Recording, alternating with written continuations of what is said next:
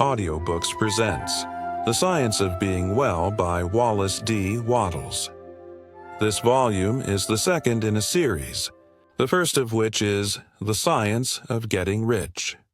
Just as that book is intended solely for those who want money, this one is for those who want health and who want a practical guide and handbook, not a philosophical treatise.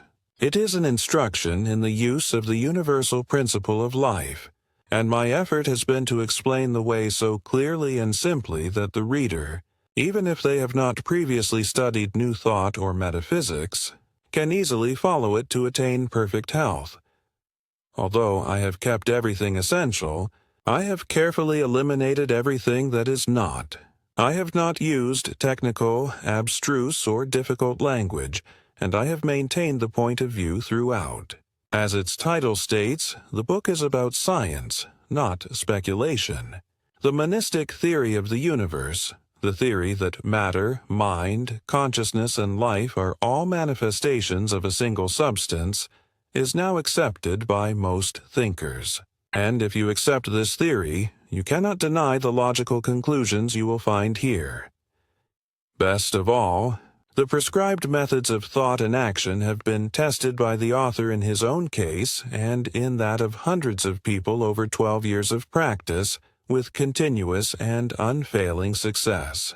I can say of The Science of Being Well that it works, and that wherever its laws are complied with, it cannot fail to work, any more than the science of geometry can fail to work. If the tissues of your body have not been destroyed in such a way that continued life is impossible, you can get well. And if you think and act in a certain way, you will get well. Chapter 1. The Principle of Health. In the personal application of the science of well-being, as in that of the science of getting rich, certain fundamental truths must be known from the beginning, which must be accepted without question. Some of these truths are set forth below.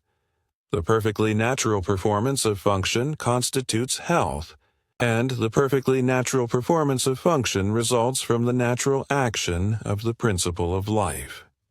There is a principle of life in the universe. It is the one living substance of which all things are made. This living substance permeates, penetrates, and fills the interstices of the universe. It is in and through all things like a very refined and diffusible ether. All life comes from it. Its life is all the life there is. Man is a form of this living substance and has within him a principle of health. The principle of health in man, when in full constructive activity, causes all the involuntary functions of his life to be performed perfectly. It is the principle of health in man that actually works all healing, no matter what system or remedy is employed. And this principle of health is brought into constructive activity by thinking in a certain way. I will now proceed to demonstrate this last statement. We all know that healings occur by all the different and often opposite methods employed in the various branches of the healing art. The allopath, who gives a strong dose of an anti-venom, cures his patient, and the homeopath, who gives a tiny dose of the venom most similar to the disease, also cures it. If allopathy has ever cured a certain disease, it is certain that homeopathy has never cured that disease. And if homeopathy has ever cured an ailment, it is impossible for allopathy to cure that ailment. The two systems are radically opposite in theory and practice, and yet they both cure most diseases. And even the remedies used by doctors of any school are not the same. Go, with a case of indigestion, to half a dozen doctors and compare their prescriptions. It is more than likely that none of the ingredients in any of them will be in the others. Should we not conclude that their patients are healed by a principle of health within themselves, and not by something in the different remedies? Not only this, but we find the same ailments cured by the osteopath with manipulations of the spine, by the faith healer with prayer, by the food scientist with bills, by the Christian Scientist with a formulated creed statement, by the mental scientist with affirmation, and by hygienists with different plans of life.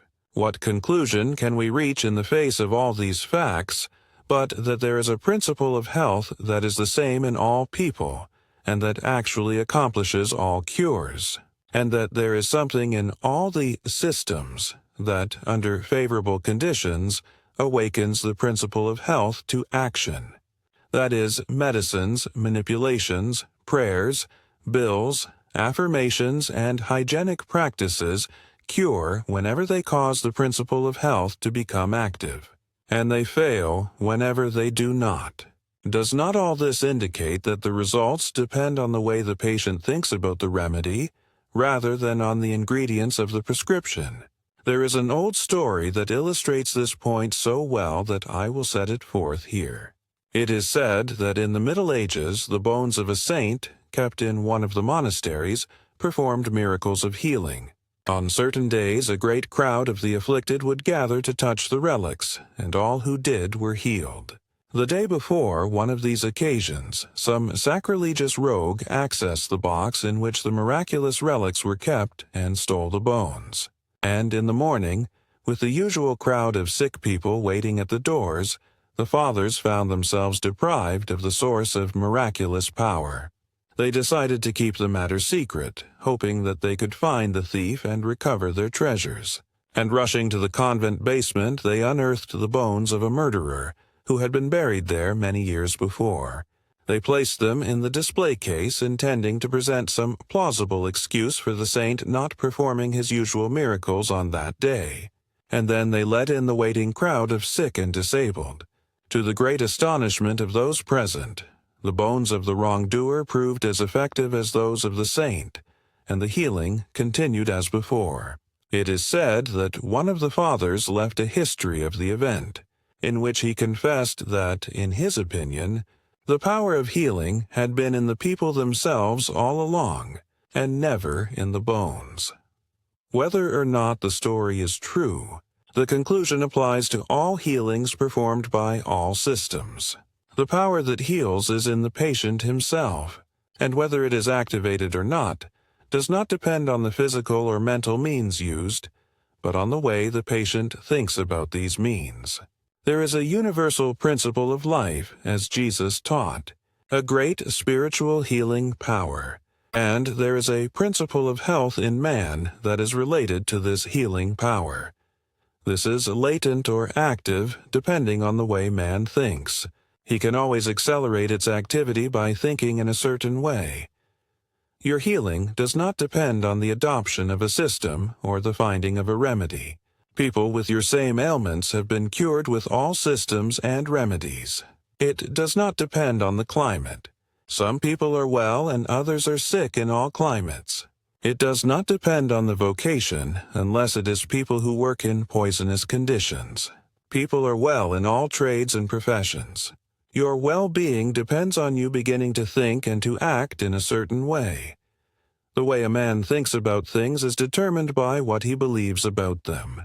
His thoughts are determined by his faith, and the results depend on him making a personal application of his faith. If a man has faith in the effectiveness of a medicine, and is able to apply that faith to himself, that medicine will certainly cause him to be cured. But even if his faith is great, he will not be cured unless he applies it to himself. Many sick people have faith for others, but none for themselves. Therefore, if you have faith in a diet system, and can personally apply that faith, it will heal you. And if you have faith in prayers and affirmations and personally apply your faith, the prayers and affirmations will heal you.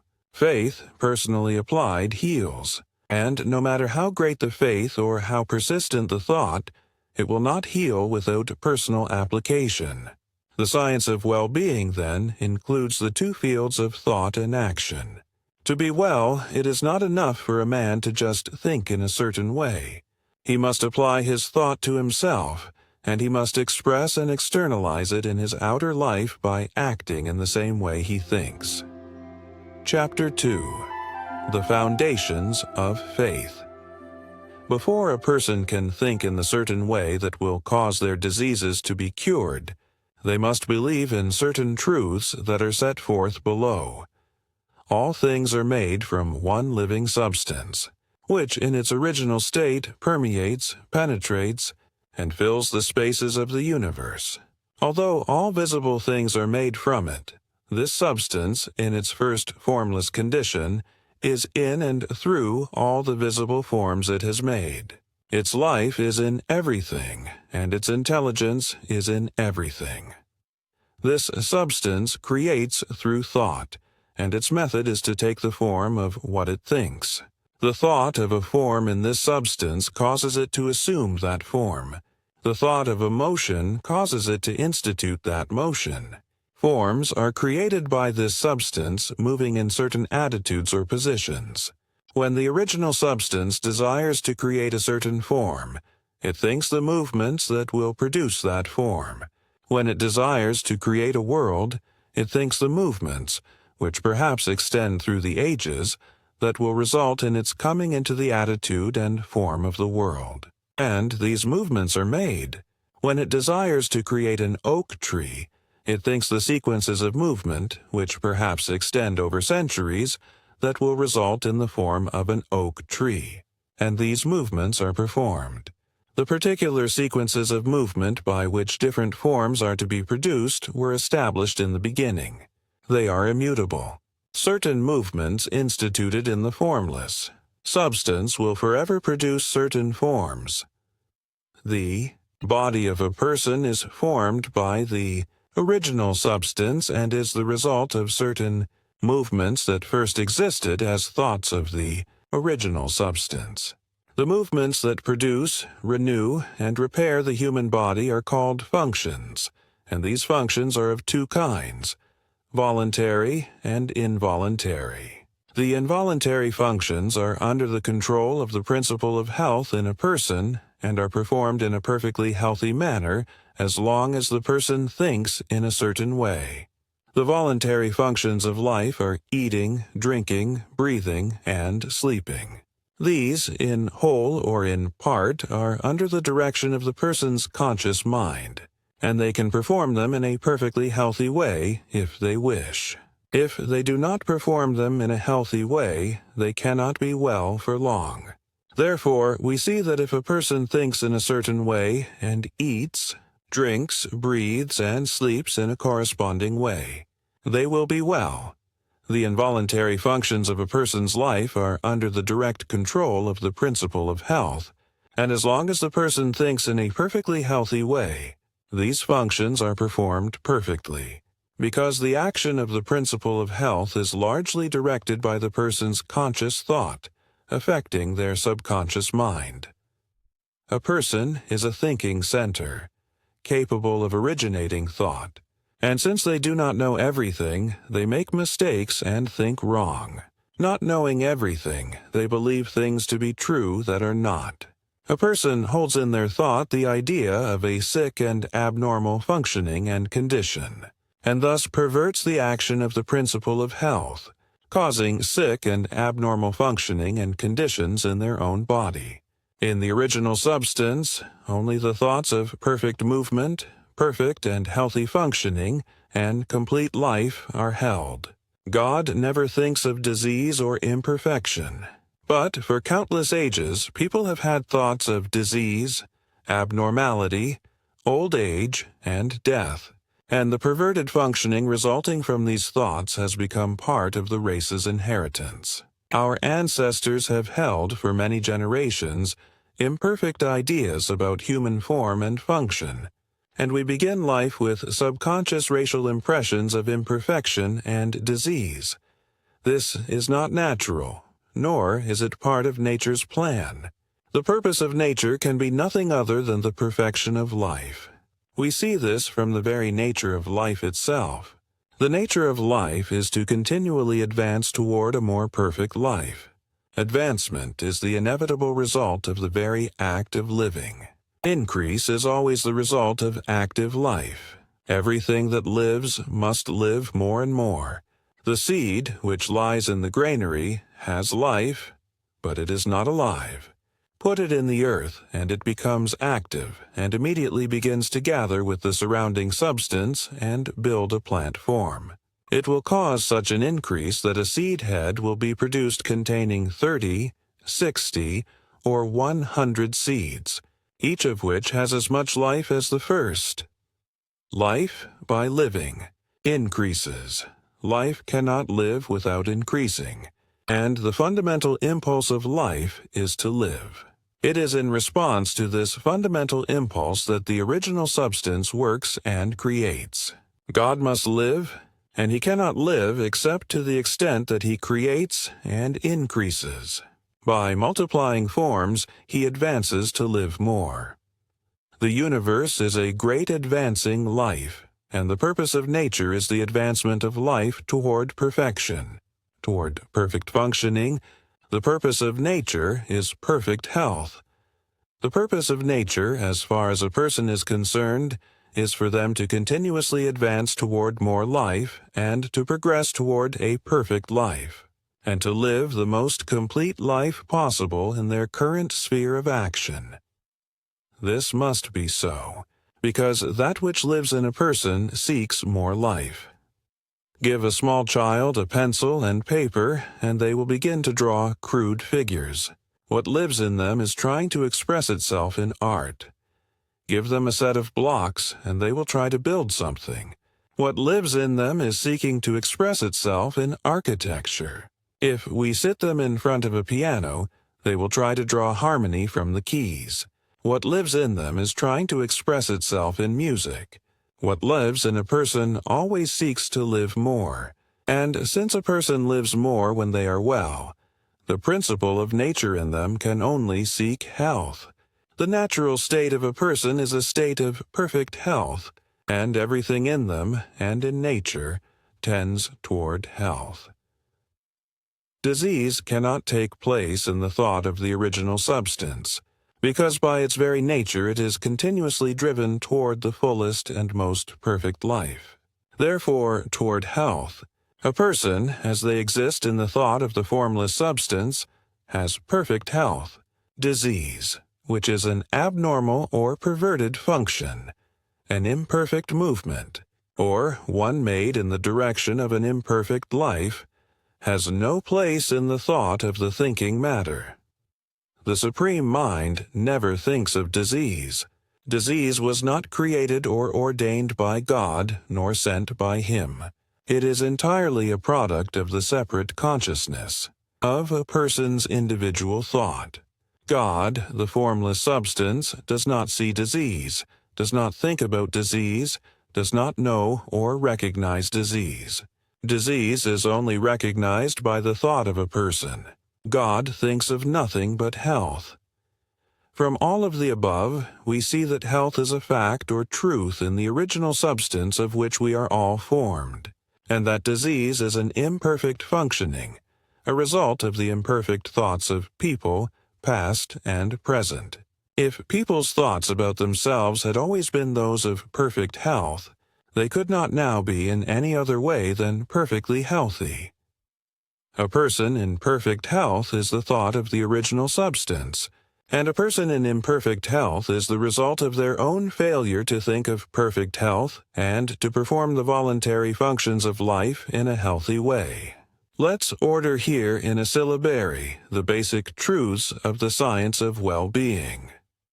There is a thinking substance of which all things are made, and which, in its original state, permeates, penetrates, and fills the interstices of the universe. It is the life of the all. The thought of a form in this substance causes the form. The thought of a movement produces the movement. In relation to a person, the thoughts of this substance are always of perfect functioning and perfect health. A person is a thinking center, capable of original thought, and their thought has power over their own functioning. By having imperfect thoughts, they have caused imperfect and perverted functioning, and by performing the voluntary functions of life in a perverted way, they have helped to cause disease. If a person thinks only of thoughts of perfect health, They can cause the functioning of perfect health in themselves. All the power of life will be exerted to help them. But this healthy functioning will not continue unless the person performs the external or voluntary functions of living in a healthy way. The first step for a person must be to learn to think of perfect health, and their second step to learn to eat, drink, breathe, and sleep in a perfectly healthy way. If a person takes these two steps, they will certainly become well and remain so. Chapter 3. Life and its Organisms. The human body is the residence of an energy that renews it when it wears out, removes waste or poisonous matter, and repairs the body when it is broken or injured. We call this energy life. Life is not generated or produced inside the body. It produces the body. The seed that has been stored in the warehouse for years will grow when planted in the earth. It will produce a plant. But the life in the plant is not generated by its growth. It is life that makes the plant grow. The performance of a function does not cause life. It is life that causes the function to be performed. Life is first, function second. It is life that distinguishes organic from inorganic matter, but it is not produced after the organization of matter. Life is the principle or force that causes organization. It builds the organisms. It is a principle or force inherent in the original substance. All life is one. This universal principle of life, then, is the principle of health in man, and it becomes constructively active whenever a person thinks in a certain way. Therefore, whoever thinks in this certain way will surely have perfect health if their external functioning is in conformity with their thought. But the external functioning must be in conformity with the thought. A person cannot expect to be well by thinking about health if they eat, drink, breathe, and sleep like a sick person. The universal principle of life, then, is the principle of health in a person. It is one with the original substance. There is an original substance from which all things are made. This substance is alive, and its life is the principle of life of the universe. This substance has created from itself all organic life forms by thinking them, or by thinking the movements and functions that produce them.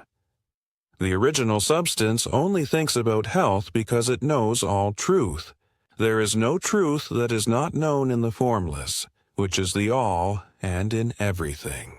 Not only does it know all truth, but it has all power.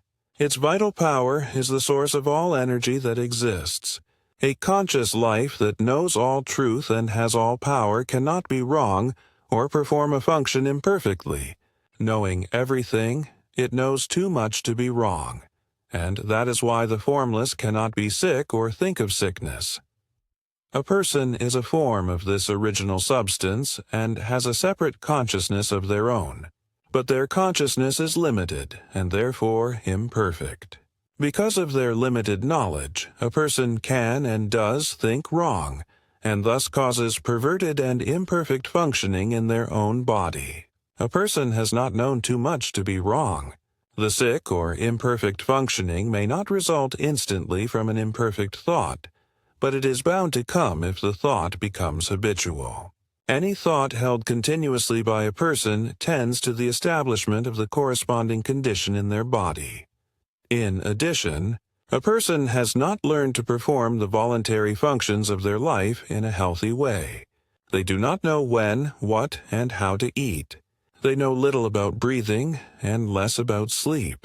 They do all these things in the wrong way and in the wrong conditions. And this is because they have neglected to follow the only sure guide to the knowledge of life.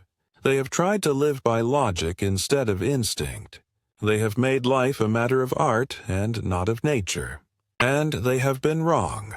Their only remedy is to start doing things right, and that is what they can do. The work of this book is to teach all the truth so that the person who reads it will know too much to be wrong. Thoughts of disease produce the forms of disease. A person must learn to think about health. And since the original substance takes the form of its thoughts, they will become the form of health and manifest perfect health in all their functioning. The people who were cured by touching the saints' bones were actually cured by thinking in a certain way, and not by any power that emanated from the relics. There is no healing power in the bones of dead people, whether saint or sinner. The people who were cured with the allopaths or homeopaths doses were also actually cured by thinking in a certain way. There is no medicine that has the power to cure disease in itself. The people who have been cured with prayers and affirmations were also cured by thinking in a certain way. There is no healing power in chains of words. All the sick people who have been cured by any system have thought in a certain way, and a little examination will show us what this way is. The two essential elements of the way are faith and the personal application of faith. The people who touched the saints' bones had faith, and so great was their faith that the instant they touched the relics, they broke all mental relationship with disease, and mentally unified with health. This change of mind was accompanied by an intense devotional feeling that penetrated to the depths of their souls, thus awakening the principle of health to a powerful action. By faith, they affirmed that they were cured or appropriated health, and with full faith, they stopped thinking of themselves in relation to disease and only thought in relation to health. These are the two essential elements for thinking on the sure way that will make you well. First, to claim or appropriate health by faith. And second, to break all mental relationships with disease and enter into mental relationships with health. What we do mentally, we do physically. And that with which we unite mentally, we unite physically. If your thought always relates you to disease, then your thought becomes a fixed power to cause disease within you. And if your thought always relates you to health, then your thought becomes a fixed power exercised to keep you well. In the case of people who are cured with medications, the result is obtained in the same way. They have, consciously or unconsciously, enough faith in the means used to cause them to break mental relationships with disease and enter into mental relationships with health. Faith can be unconscious. It is possible that we have a subconscious or inbred faith in things like medicine, in which we do not objectively believe to any extent.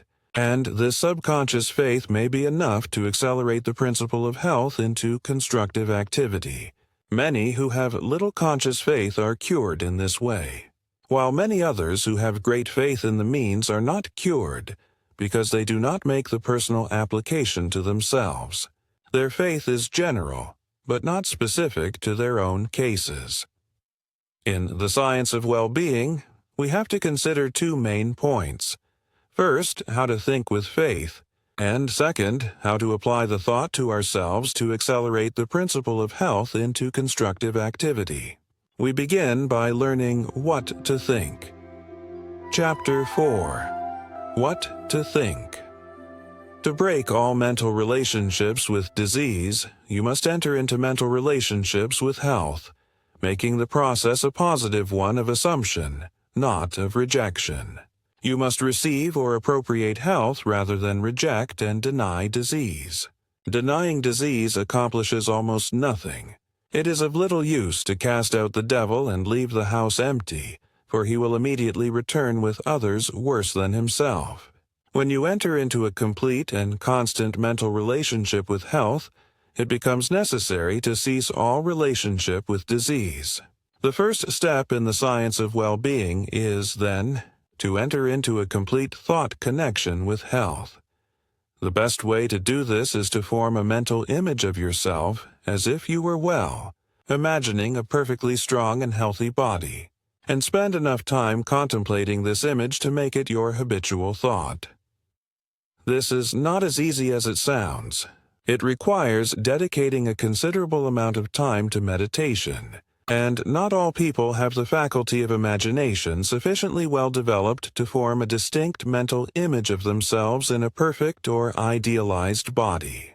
It is much easier, as in The Science of Getting Rich, to form a mental image of the things you want to have, because we have seen these things, or their equivalents, and we know what they look like. We can imagine them very easily from memory, but we have never seen ourselves in a perfect body, and it is difficult to form a clear mental image. However, it is not necessary or essential to have a clear mental image of yourself as you wish to be. It is only essential to form a conception of perfect health and to relate to it. This conception of health is not a mental image of a particular thing. It is an understanding of health, and it carries with it the idea of perfect functioning in every part and organ. You can try to imagine yourself as perfect in your physique.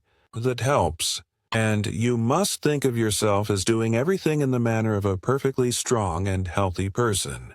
You can imagine yourself walking down the street with an upright body and a vigorous stride. You can imagine yourself doing the day's work with ease and with an excess of vigor, without ever being tired or weak. You can imagine in your mind how a person full of health and power would do all things, and you can make yourself the central figure of the picture, doing things in precisely that way. Never think about the way weak or sick people do things. Always think about the way strong people do things. Dedicate your free time to thinking about the strong way until you have a good conception of it. And always think of yourself in relation to the strong way of doing things. This is what I mean by having a conception of health. To establish perfect functioning in every part, a person does not have to study anatomy or physiology to be able to form a mental image of each separate organ and address it. They do not have to treat their liver, their kidneys, their stomach, or their heart.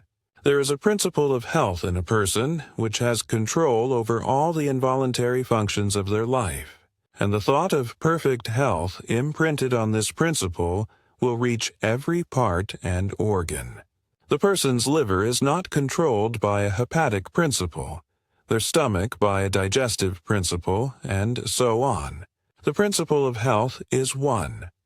The less you delve into the detailed study of physiology, the better for you.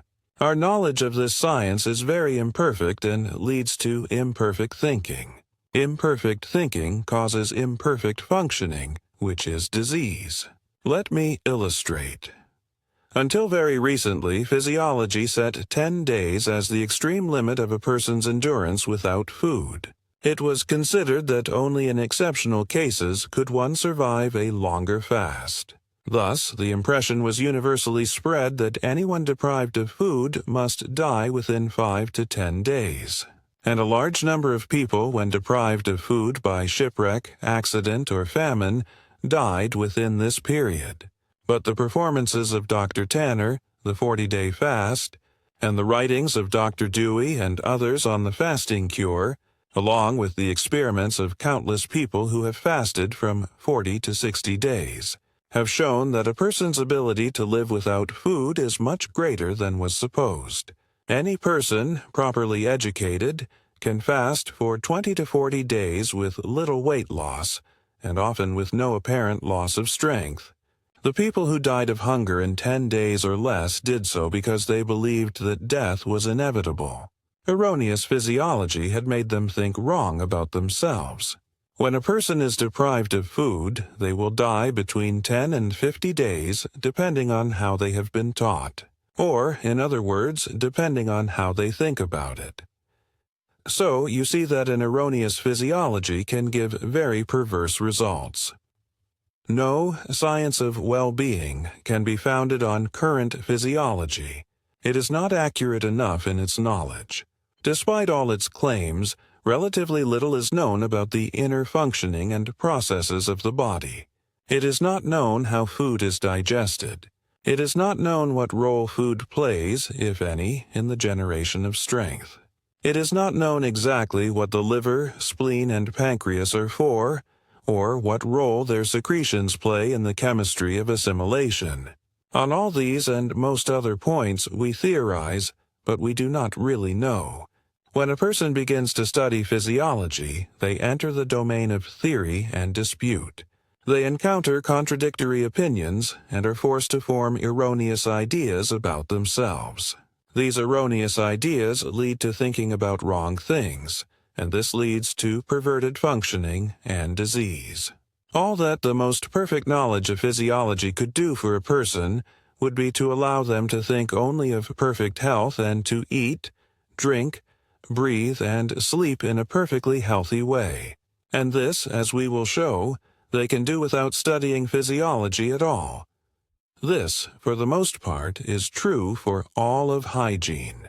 There are certain fundamental propositions that we must know, and these will be explained in later chapters, but apart from these propositions, ignore physiology and hygiene. They tend to fill your mind with thoughts of imperfect conditions, and these thoughts will produce imperfect conditions in your own body. You cannot study any science that recognizes disease if you are to think of nothing but health. Abandon all investigation of your current state, its causes, or possible results, and dedicate yourself to forming a conception of health. Think about health and the possibilities of health, about the work that can be done, and the pleasures that can be enjoyed in a condition of perfect health. Then, make this conception your guide when thinking about yourself. Refuse to have for an instant any thought of yourself that is not in harmony with it. When any idea of disease or imperfect functioning enters your mind, cast it out instantly by invoking a thought that is in harmony with the conception of health. Think of yourself at all times as if you were performing the conception, as if you were a strong and perfectly healthy person, and do not harbor a contrary thought. Know that by thinking of yourself in unity with this conception, the original substance that permeates and fills the tissues of your body is taking shape according to the thought. And know that this intelligent substance or mental matter will cause the function to be performed in such a way that your body is rebuilt with perfectly healthy cells. The intelligent substance, of which all things are made, permeates and penetrates all things, and so it is in and through your body. It moves according to your thoughts, and so, if you hold only the thoughts of perfectly healthy function, it will cause the movements of perfectly healthy function within you. Perseveringly, hold the thought of perfect health in relation to yourself. Do not allow yourself to think in any other way. Hold this thought with a perfect faith that it is the fact, the truth. It is the truth as far as your mental body is concerned. You have a mental body and a physical body. The mental body takes form as you think it, and any thought you continuously hold becomes visible by the transformation of the physical body into its image. Implanting the thought of perfect functioning in the mental body will cause, in due time, perfect functioning in the physical body. The transformation of the physical body into the image of the ideal that the body-mind has is not performed instantly. We cannot transfigure our physical bodies at will as Jesus did. In the creation and recreation of forms, the substance moves along the fixed lines of growth it has established, and the impression on it of the thought of health causes the healthy body to be built cell by cell. Holding only thoughts of perfect health will eventually cause perfect functioning, and perfect functioning will, in due time, produce a perfectly healthy body. Perhaps it is convenient to condense this chapter into a study program. Your physical body is permeated and endowed with an intelligent substance, which forms a body of mental matter. This mental matter controls the functioning of your physical body. A thought of disease or imperfect functioning, imprinted on the mental matter, causes disease or imperfect functioning in the physical body. If you are sick, it is because wrong thoughts have made impressions on this mental matter. These may have been your own thoughts or those of your parents. We begin life with many subconscious impressions, both correct and incorrect. But the natural tendency of all mind is toward health, and if you have no thoughts in your conscious mind, except those of health, all the inner functioning will come to be performed in a perfectly healthy way. The power of nature within you is enough to overcome all hereditary impressions, and if you will learn to control your thoughts so that you will think only those of health, and if you will perform the voluntary functions of life in a perfectly healthy way, you can certainly be well. Chapter 5. Faith. The principle of health is moved by faith. Nothing else can call it into action, and only faith can allow you to relate to health and cut off your relationship with disease in your thoughts. You will continue to think about disease unless you have faith in health. If you have no faith, you will doubt. If you doubt, you will fear. And if you fear, you will mentally relate to what you fear. If you fear disease, you will think of yourself in relation to disease, and that will produce within you the form and movements of disease. Just as the original substance creates from itself the forms of its thoughts, your body-mind, which is original substance, takes the form and movement of what you think. If you fear disease, have doubts about your security against disease, or even contemplate disease, you will connect with it and create its forms and movements within you. Let me expand on this point a bit. The potency or creative power of a thought is given to it by the faith within it. Thoughts that do not contain faith do not create forms. The formless substance, which knows all truth and therefore only thinks the truth, has perfect faith in every thought because it only thinks the truth, and so all its thoughts create. But if you imagine a thought in the formless substance in which there was no faith, you will see that such a thought could not cause the substance to move or take form. Keep in mind the fact that only those thoughts that are conceived in faith have creative energy. Only those thoughts that have faith with them are capable of changing function or of accelerating the principle of health into activity.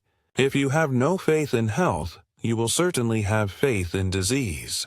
If you have no faith in health, it will do you no good to think about health, because your thoughts will have no potency and will not cause any change for the better in your conditions. If you have no faith in health, I repeat, you will have faith in disease. And if, under such conditions, you think about health for 10 hours a day and think about disease for only a few minutes, the thought of disease will control your condition because it will have the potency of faith, while the thought of health will not. Your body-mind will adopt the form and movements of disease, and will retain them because your thought of health will not have enough dynamic force to change form or movement. To practice the science of well-being, you must have complete faith in health. The foundation of faith begins in belief. And now we come to the question, what must you believe to have faith in health? You must believe that there is more power of health than of disease, both in you and in your environment, and you cannot help but believe it if you consider the facts. These are the facts. There is a thinking substance from which all things are made and which, in its original state, permeates, penetrates, and fills the interstices of the universe. The thought of a form in this substance produces the form. The thought of a movement institutes the movement. In relation to a person, the thoughts of the original substance are always of perfect health and perfect functioning. This substance, within and outside of a person, always exerts its power toward health. A person is a thinking center, capable of an original thought. They have a body-mind of original substance that permeates a physical body, and the functioning of their physical body is determined by the faith of their body-mind. If a person thinks with faith in the functioning of health, they will cause their internal functions to be performed in a healthy manner, as long as they perform the external functions correspondingly. But if a person thinks with faith about disease, or about the power of disease, they will cause their internal functioning to be the functioning of disease. The original intelligent substance is in a person, moving toward health, and it is pressing upon them from all sides. A person lives, moves, and has their being in an unlimited ocean of health power and uses this power according to their faith. If they appropriate it and apply it to themselves, it is all theirs. And if they unify with it through unquestionable faith, they cannot fail to achieve health, because the power of this substance is all the power there is. Belief in the above statements is the foundation of faith in health. If you believe in them, you will believe that health is the natural state of a person and that a person lives in the midst of universal health, that all the power of nature contributes to health, and that health is possible for everyone, and surely can be achieved by everyone. You will believe that the power of health in the universe is 10,000 times greater than that of disease. In fact, that disease has no power, being only the result of perverted thought and faith. And if you believe that health is possible for you and that you can surely achieve it, and that you know exactly what to do to get it, you will have faith in health. You will have this faith and this knowledge if you read this book carefully and decide to believe and practice its teachings. Personal application of faith. It is not simply the possession of faith, but the personal application of faith that works healing. At first, you must claim health and form a concept of health and, as much as possible, of yourself as a perfectly healthy person. And then, by faith, you must affirm that you are realizing this concept. Do not affirm with faith that you are going to get well. Affirm with faith that you are well. Having faith in health and applying it to yourself means having faith that you are healthy, and the first step in this is to affirm that it is the truth. Mentally adopt the attitude of being well and do not say or do anything that contradicts this attitude. Never say a word or assume a physical attitude that does not harmonize with the affirmation. I am perfectly well. When you walk, go with a light step and with your chest out and head held high.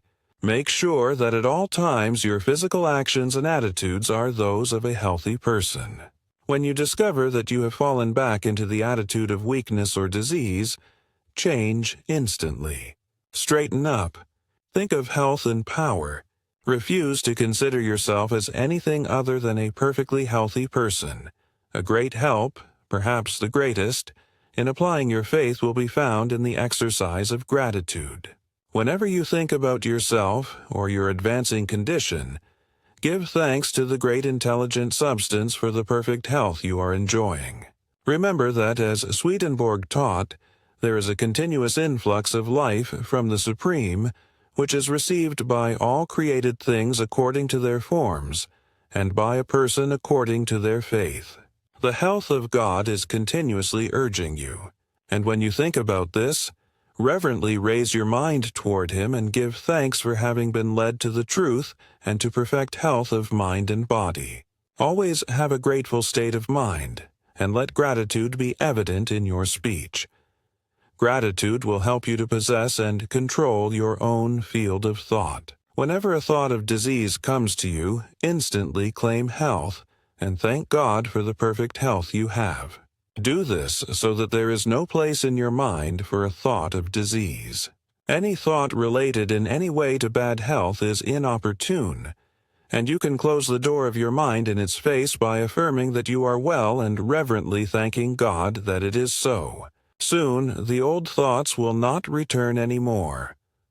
Gratitude has a double effect. It strengthens your own faith and leads you to a close and harmonious relationship with the Supreme. You believe that there is an intelligent substance from which all life and all power come. You believe that you receive your own life from this substance, and you relate closely to it by feeling a continuous gratitude. It is easy to see that the more closely you relate to the source of life, the more easily you can receive life from it. And it is also easy to see that your relationship with it is a matter of mental attitude. We cannot enter into a physical relationship with God because God is mental matter and we are also mental matter. Therefore, our relationship with Him must be a mental relationship. It is evident, then, that the person who feels a deep and sincere gratitude will live in closer contact with God than the person who never looks at Him with thanks. The ungrateful or unthankful mind truly denies that it receives at all and thus cuts its connection with the Supreme. The grateful mind is always looking toward the Supreme and is always open to receiving from it, and it will receive continuously. The principle of health in a person receives its vital power from the principle of life in the universe, and a person relates to the principle of life by faith in health and by gratitude for the health they receive. A person can cultivate both faith and gratitude through the proper use of their will. Chapter 6. The Use of the Willin'. The practice of the science of well-being. The will is not used to force yourself to go when you are not really able to go, or to do things when you are not physically strong enough to do them. You do not direct your will over your physical body or try to force the proper performance of internal function by means of willpower.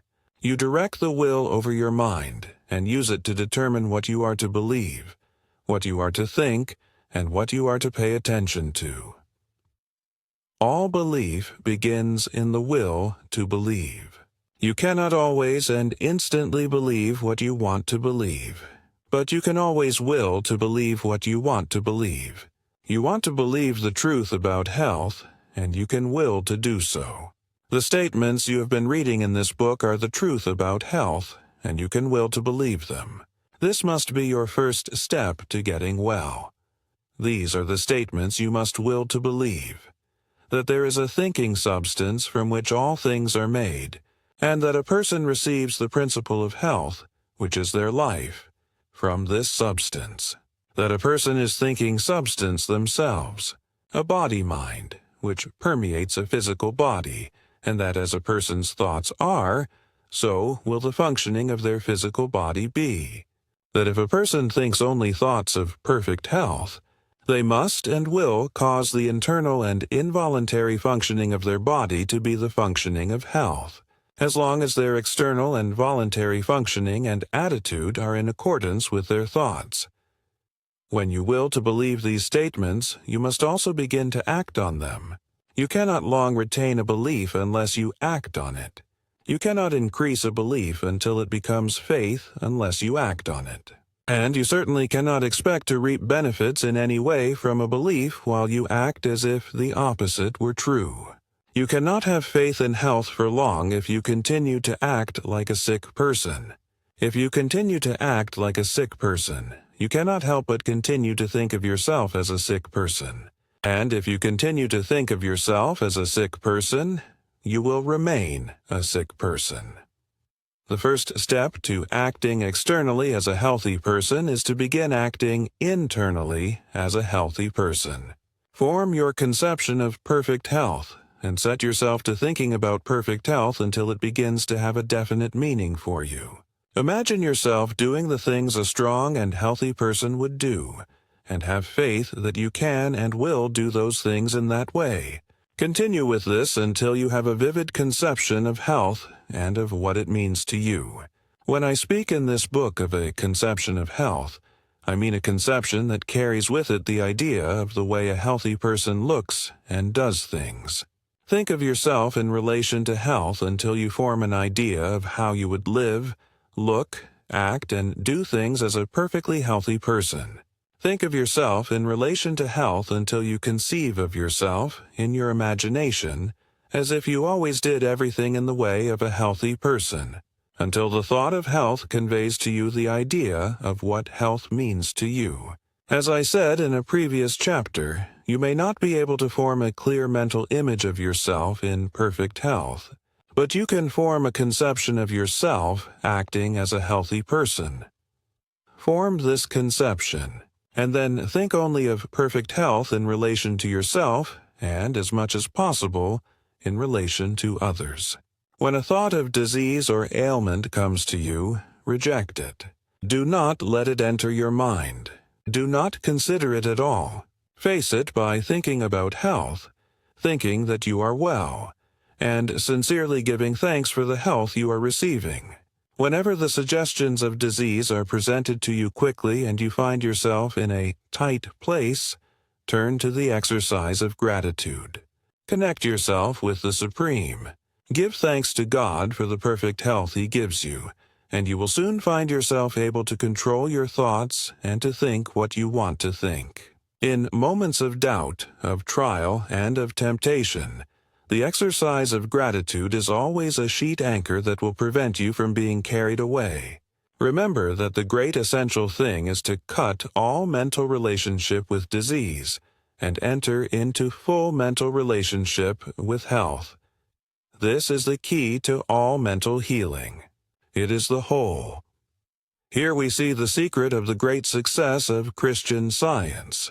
More than any other formulated system of practice, it insists that its converts must cut relationships with disease and relate fully to health. The healing power of Christian Science is not in its theological formulas or in its denial of matter, but in the fact that it induces the sick to ignore disease as an unreality and to accept health by faith as a reality.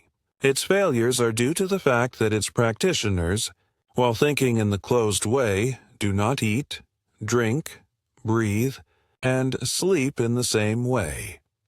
Although there is no healing power in the repetition of strings of words, nevertheless, it is a very convenient thing to have the central thoughts so formulated that you can easily repeat them. So you can use them as affirmations whenever you are surrounded by an environment that gives you adverse suggestions. When those around you begin to talk about sickness and death, close your ears and mentally affirm something like the following. There is one substance, and I am that substance. That substance is eternal, and it is life. I am that substance, and I am eternal life. That substance knows no disease. I am that substance, and I am health. Exert your willpower by choosing only those thoughts that are thoughts of health, and arrange your environment so that it suggests thoughts of health. Do not have books, pictures, or other things around you that suggest death, disease, deformity, weakness, or old age. Have only those that convey the ideas of health, power, joy, vitality, and youth.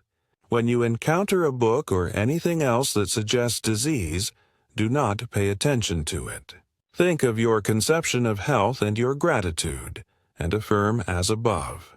Use your willpower to fix your attention on thoughts of health. In a future chapter, I will return to this point. What I want to make clear here is that you must only think about health, recognize only health, and pay attention only to health, and that you must control thought, recognition, and attention through the use of your will. Do not try to use your will to force the healthy performance of function within you. The principle of health will take care of that if you lend your attention only to thoughts of health. Do not try to exert your will over the formless to force it to give you more vitality or power. It is already putting all the power there is at your service. You do not have to use your will to conquer adverse conditions or to subdue unfriendly forces. There are no unfriendly forces. There is only one force, and that force is friendly to you. It is a force that makes health. Everything in the universe wants you to be well. You do not have to overcome absolutely anything but your own habit of thinking in a certain way about disease, and you can only do that by forming a habit of thinking in another certain way about health. A person can cause all the internal functions of their body to be performed in a perfectly healthy way by thinking continuously in a certain way and by performing the external functions in a certain way. They can think in this way by controlling their attention, and they can control their attention through the use of their will. They can decide what things they are going to think about. Chapter 7. The Health of God. I will devote a chapter here to explaining how a person can receive health from the Supreme. By the Supreme, I mean the thinking substance from which all things are made, and which is in and through everything, seeking a more complete expression and a fuller life. This intelligent substance, in a perfectly fluid state, permeates and penetrates all things and is in contact with all minds. It is the source of all energy and power and constitutes the influx of life that Swedenborg saw, vitalizing all things. It works with a definite end and for the fulfillment of a purpose. And that purpose is the advancement of life toward the complete expression of the mind. When a person harmonizes with this intelligence, it can and will give them health and wisdom. When a person holds firmly to the purpose of living more abundantly, they enter into harmony with this supreme intelligence. The purpose of the supreme intelligence is a more abundant life for all. The purpose of this supreme intelligence for you is that you live more abundantly. If, then, your own purpose is to live more abundantly, you are unified with the Supreme. You are working with it, and it must work with you. But since the Supreme Intelligence is in everything, if you harmonize with it, you must harmonize with everything, and you must desire a more abundant life for everyone as well as for yourself. Two great benefits are obtained by being in harmony with the Supreme Intelligence. First, you will receive wisdom. By wisdom, I do not mean so much the knowledge of facts as the ability to perceive and understand facts, and to judge sensibly and act correctly in all matters related to life. Wisdom is the power to perceive the truth and the ability to make the best use of the knowledge of the truth. It is the power to perceive at once the best end to pursue and the most suitable means to achieve it. With wisdom comes balance and the power to think correctly, to control and guide your thoughts, and to avoid the difficulties that come from wrong thinking. With wisdom, you will be able to select the correct courses for your particular needs and to govern yourself in all ways to ensure the best results. You will know how to do what you want to do. You can easily see that wisdom must be an essential attribute of the Supreme Intelligence, since that which knows all the truth must be wise. And you can also see that just in the proportion that you harmonize and unify your mind with that intelligence, will you have wisdom. But, I repeat, since this intelligence is the all and is in everything, you can only enter into its wisdom by harmonizing with everything. If there is anything in your desires or in your purpose that brings oppression to anyone, or works with injustice, or causes a lack of life for anyone, you cannot receive the wisdom of the Supreme. Furthermore, your purpose for yourself must be the best. A person can live in three general ways: for the gratification of their body, for that of their intellect, or for that of their soul. The first is achieved by satisfying the desires for food, drink, and those other things that give pleasant physical sensations. The second is achieved by doing those things that cause pleasant mental sensations, such as the satisfaction of the desire for knowledge or fine clothes, fame, power, etc. The third is achieved by giving way to the instincts of selfless love and altruism. A person lives most wisely and completely when they function most perfectly along all these lines, without excess in any of them. The person who lives a despicable life, only for the body, is imprudent and is in disharmony with God. The person who lives only for the cold pleasures of the intellect, even if they are absolutely moral, is imprudent and in disharmony with God. And the person who lives totally for the practice of altruism, and who gives themselves up for others, is just as imprudent and as far from harmony with God as those who are excessive in other ways. To enter into full harmony with the Supreme, you must propose to live to the fullest of your capabilities in body, mind, and soul. This must mean the full exercise of function in all the different ways, but without excess, because excess in one causes a deficiency in the others. Behind your desire for health is your own desire for a more abundant life, and behind that is the desire of the formless intelligence to live more fully in you. Therefore, as you advance toward perfect health, hold firmly to the purpose of achieving a complete life. physical, mental, and spiritual, of advancing in all ways and of living more. If you maintain this purpose, wisdom will be given to you. If anyone wants to do the will of the Father, they will know it, said Jesus. Wisdom is the most desirable gift a person can receive, for it makes them govern themselves correctly. But wisdom is not all that you can receive from the Supreme Intelligence. You can receive physical energy, vitality, life force. The energy of the formless substance is unlimited, and it permeates everything. You are already receiving or appropriating this energy automatically and instinctively, but you can do so to a much greater degree if you set your mind to it intelligently. The measure of a person's strength is not what God is willing to give them, but what they themselves have the will and intelligence to appropriate. God gives you all there is. Your only question is how much to take from the unlimited supply. Professor James has pointed out that there is apparently no limit to the powers of people, and this is simply because a person's power comes from the inexhaustible reserve of the Supreme. The runner who has reached the stage of exhaustion, when their physical power seems totally depleted, by running in a sure way can receive their second wind. Their strength is renewed in an apparently miraculous way, and they can continue indefinitely. And by continuing on the sure way, they can receive a third, fourth, and fifth wind. We do not know where the limit is, or how far it is possible to extend it.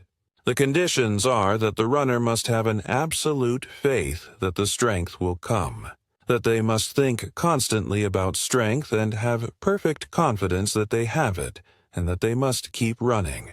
If they admit a doubt into their mind, they fall exhausted, and if they stop running to wait for the strength to arrive, it will never come.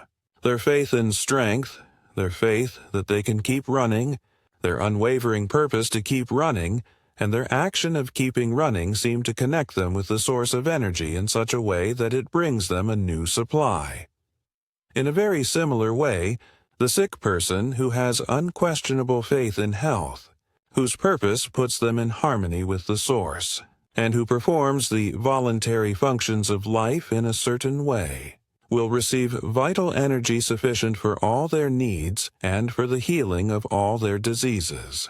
God, who seeks to live and express himself fully in a person, is pleased to give a person everything necessary for the most abundant life. Action and reaction are equal, and when you desire to live more, if you are in mental harmony with the Supreme, the forces that make life begin to concentrate around and upon you. The one life begins to move toward you, and your environment becomes overloaded with it. Then, if you appropriate it by faith, it is yours. You will ask what you want, and it will be done for you. Your Father does not give his Spirit by measure. He delights in giving you good gifts. Chapter 8.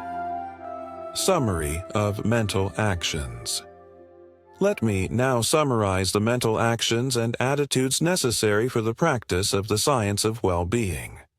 First, you believe that there is a thinking substance from which all things are made, and which, in its original state, permeates, penetrates, and fills the interstices of the universe. This substance is the life of all, and it seeks to express more life in everything. It is the principle of life of the universe, and the principle of health in a person. A person is a form of this substance and draws their vitality from it. They are a body-mind of original substance which permeates a physical body, and the thoughts of their body-mind control the functioning of their physical body. If a person thinks no thoughts but those of perfect health, the functions of their physical body will be performed in a perfect manner. If you want to relate consciously to the all-health, your purpose must be to live fully on every plane of your being. You must want everything in life for the body, mind, and soul, and this will put you in harmony with all the life there is. The person who is in conscious and intelligent harmony with the all will receive a continuous influx of vital power from the Supreme Life.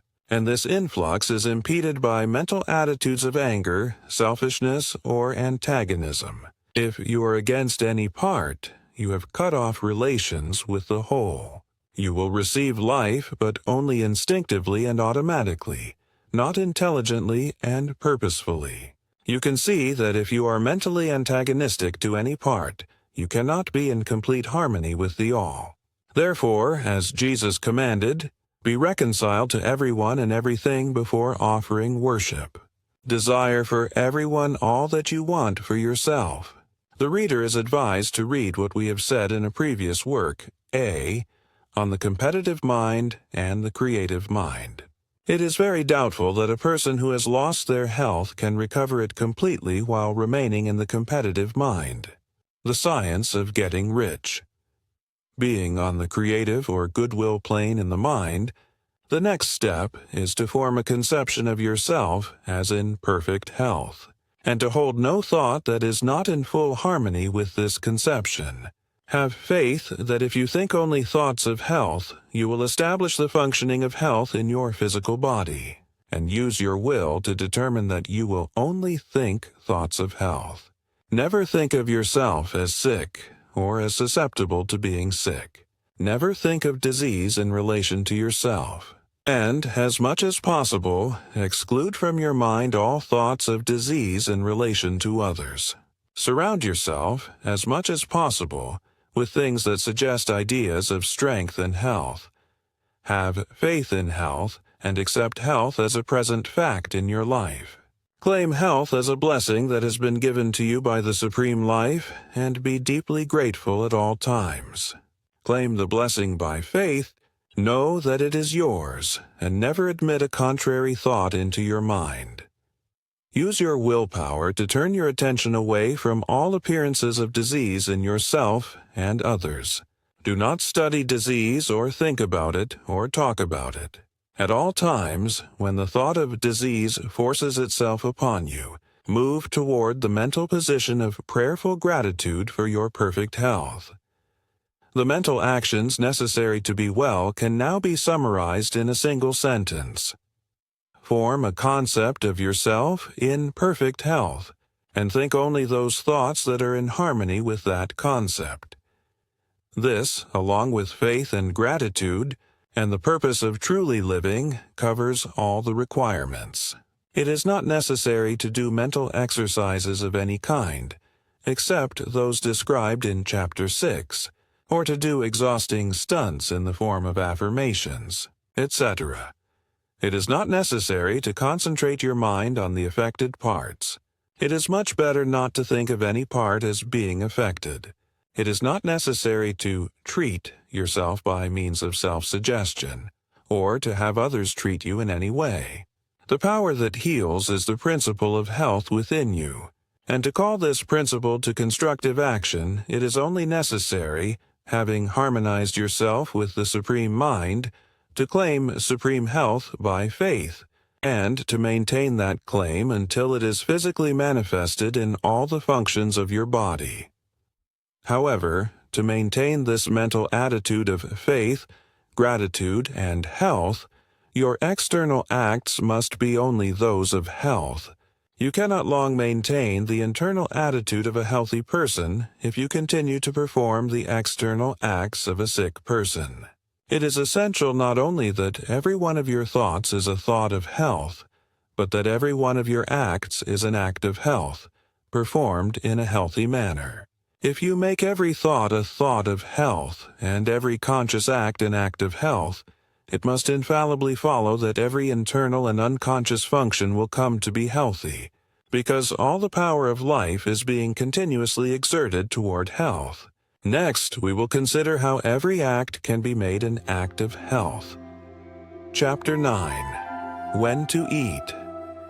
A perfectly healthy body cannot be built and maintained by mental action alone, or by the performance of the unconscious or involuntary functions alone. There are certain actions, more or less voluntary, that have a direct and immediate relationship to the continuation of life itself. These are eating, drinking, breathing, and sleeping. No matter what a person's thought or mental attitude may be, They cannot live if they do not eat, drink, breathe, and sleep. And furthermore, they cannot be well if they eat, drink, breathe, and sleep in an unnatural or wrong way.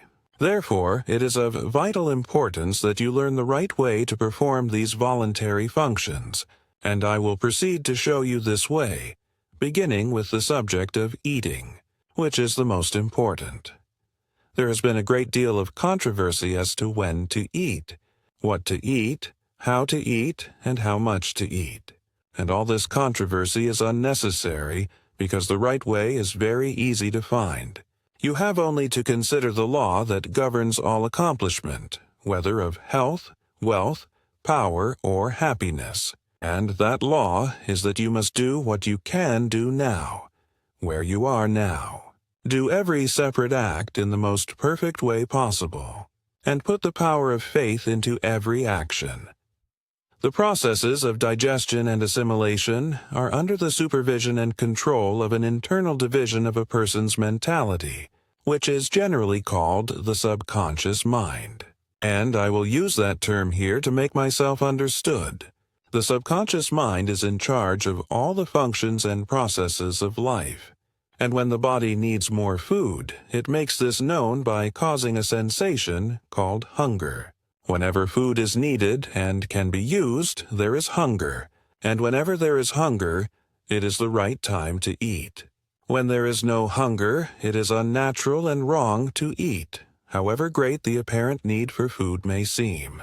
Even if you are in a condition of apparent starvation, with great emaciation, if there is no hunger, you may know that food cannot be used, and it will be unnatural and wrong for you to eat. Even if you have not eaten for days, weeks, or months, if you have no hunger, you may be perfectly certain that food cannot be used, and it probably will not be used if taken. Whenever food is needed, if there is power to digest and assimilate it, so that it can be used normally, the subconscious mind will announce the fact by decided hunger. Food, taken when there is no hunger, will sometimes be digested and assimilated, because nature makes a special effort to perform the task forced upon it against its will.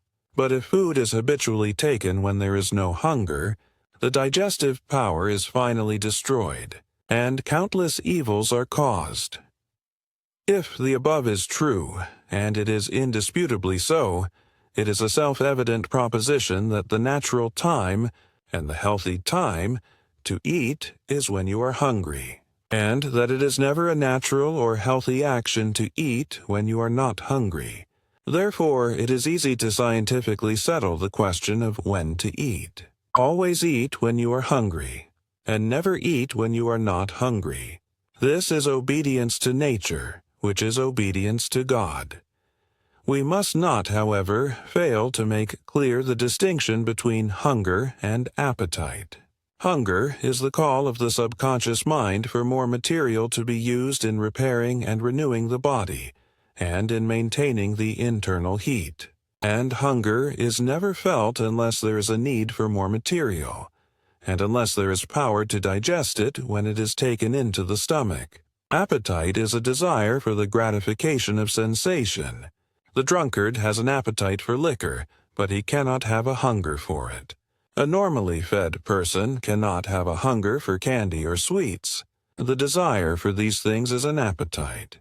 They cannot have a hunger for tea, or coffee, or spiced foods, or the various gustatory contrivances of the expert cook. If they desire these things, it is with an appetite, not with hunger. Hunger is nature's call for material to be used in building new cells, and nature never asks for anything that cannot be legitimately used for this purpose. Appetite is often, in large part, a matter of habit. If you eat or drink at a certain hour, and especially if you take sugary or spiced and stimulating foods, the desire appears regularly at the same hour. But this habitual desire for food must never be confused with hunger. Hunger does not come at fixed hours. It only comes when work or exercise has destroyed enough tissue to make the intake of new raw materials necessary. For example, If a person has eaten sufficiently the day before, it is impossible for them to feel real hunger upon rising from a restful sleep. During sleep, the body recharges with vital energy, and the assimilation of the food that has been taken during the day is completed. The system has no need for food immediately after sleep unless the person has gone to rest in a state of starvation. With a system of feeding that is even a reasonable approximation to a natural one, no one can have a real hunger for an early morning breakfast. It is not possible to have a normal or genuine hunger immediately after rising from a deep sleep. The early morning breakfast is always taken to gratify the appetite, never to satisfy hunger. No matter who you are or what your condition may be, no matter how hard you work or how much you expose yourself, unless you go to your bed hungry, you cannot get up from your bed hungry. Hunger is not caused by sleep, but by work. And no matter who you are, or what your condition, or how hard or easy your work, the so-called no breakfast plan is the right plan for you. It is the right plan for everyone because it is based on the universal law that hunger never comes until it is earned. I am aware that the protest against this will come from the large number of people who enjoy their breakfasts, whose breakfast is their best meal, who believe that their work is so hard that they cannot get through the morning on an empty stomach, etc. But all their arguments fall before the facts. They enjoy their breakfast as a person enjoys their morning drink, because it satisfies a habitual appetite and not because it satisfies a natural need. It is their best meal for the same reason that a smoker's morning drink is their best drink. And they can live without it, because millions of people of all trades and professions do live without it, and are much better off for doing so. If you want to live according to the science of well-being, you must never eat until you have an earned hunger. But if I do not eat when I get up in the morning, when will I have my first meal? In 99 cases out of 100, 12, noon is early enough, and it is generally the most convenient time. If you are doing heavy work, you will have a hunger at noon sufficient to justify a good-sized meal. And if your work is light, you will probably still have enough hunger for a moderate meal. The best general rule or law that can be laid down is that you should eat your first meal of the day at noon, if you are hungry. And if you are not hungry, wait until you are. And when should I have the second meal? Not at all, unless you are hungry for it, and that with a genuinely earned hunger. If you are hungry for a second meal, eat at the most convenient time, but do not eat until you have a truly earned hunger. The reader who wishes to be fully informed about the reasons for this way of arranging meal times will find the best books on the subject cited in the preface of this work. However, it is easily seen from the above that the science of well-being easily answers the question, when and how often should I eat? The answer is, eat when you have an earned hunger, and never eat at any other time. Chapter 10. What to eat? The present sciences of medicine and hygiene have made no progress in answering the question, what should I eat? The feuds between the vegetarians and the meat-eaters, the advocates of cooked foods, the advocates of raw foods, and various other schools of theorists, seem to be endless. And from the mountains of evidence and arguments piled up for and against each special theory, it is evident that if we depend upon these scientists, we shall never know what a person's natural food is. Turning away from all the controversy, then, we will ask the question of nature herself, and we shall find that she has not left us without an answer.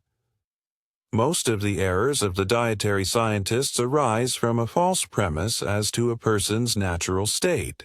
It is assumed that civilization and mental development are unnatural things, that the person who lives in a modern house, in the city, or in the country, and who works at modern commerce or industry for a living, is leading an unnatural life and is in an unnatural environment.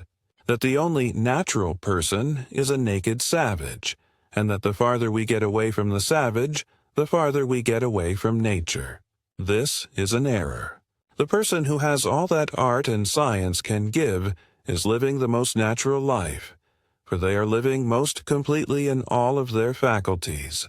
The inhabitant of a well-appointed city flat, with modern conveniences and good ventilation, is living a far more naturally human life than the Australian savage who lives in a hollow tree or in a hole in the ground.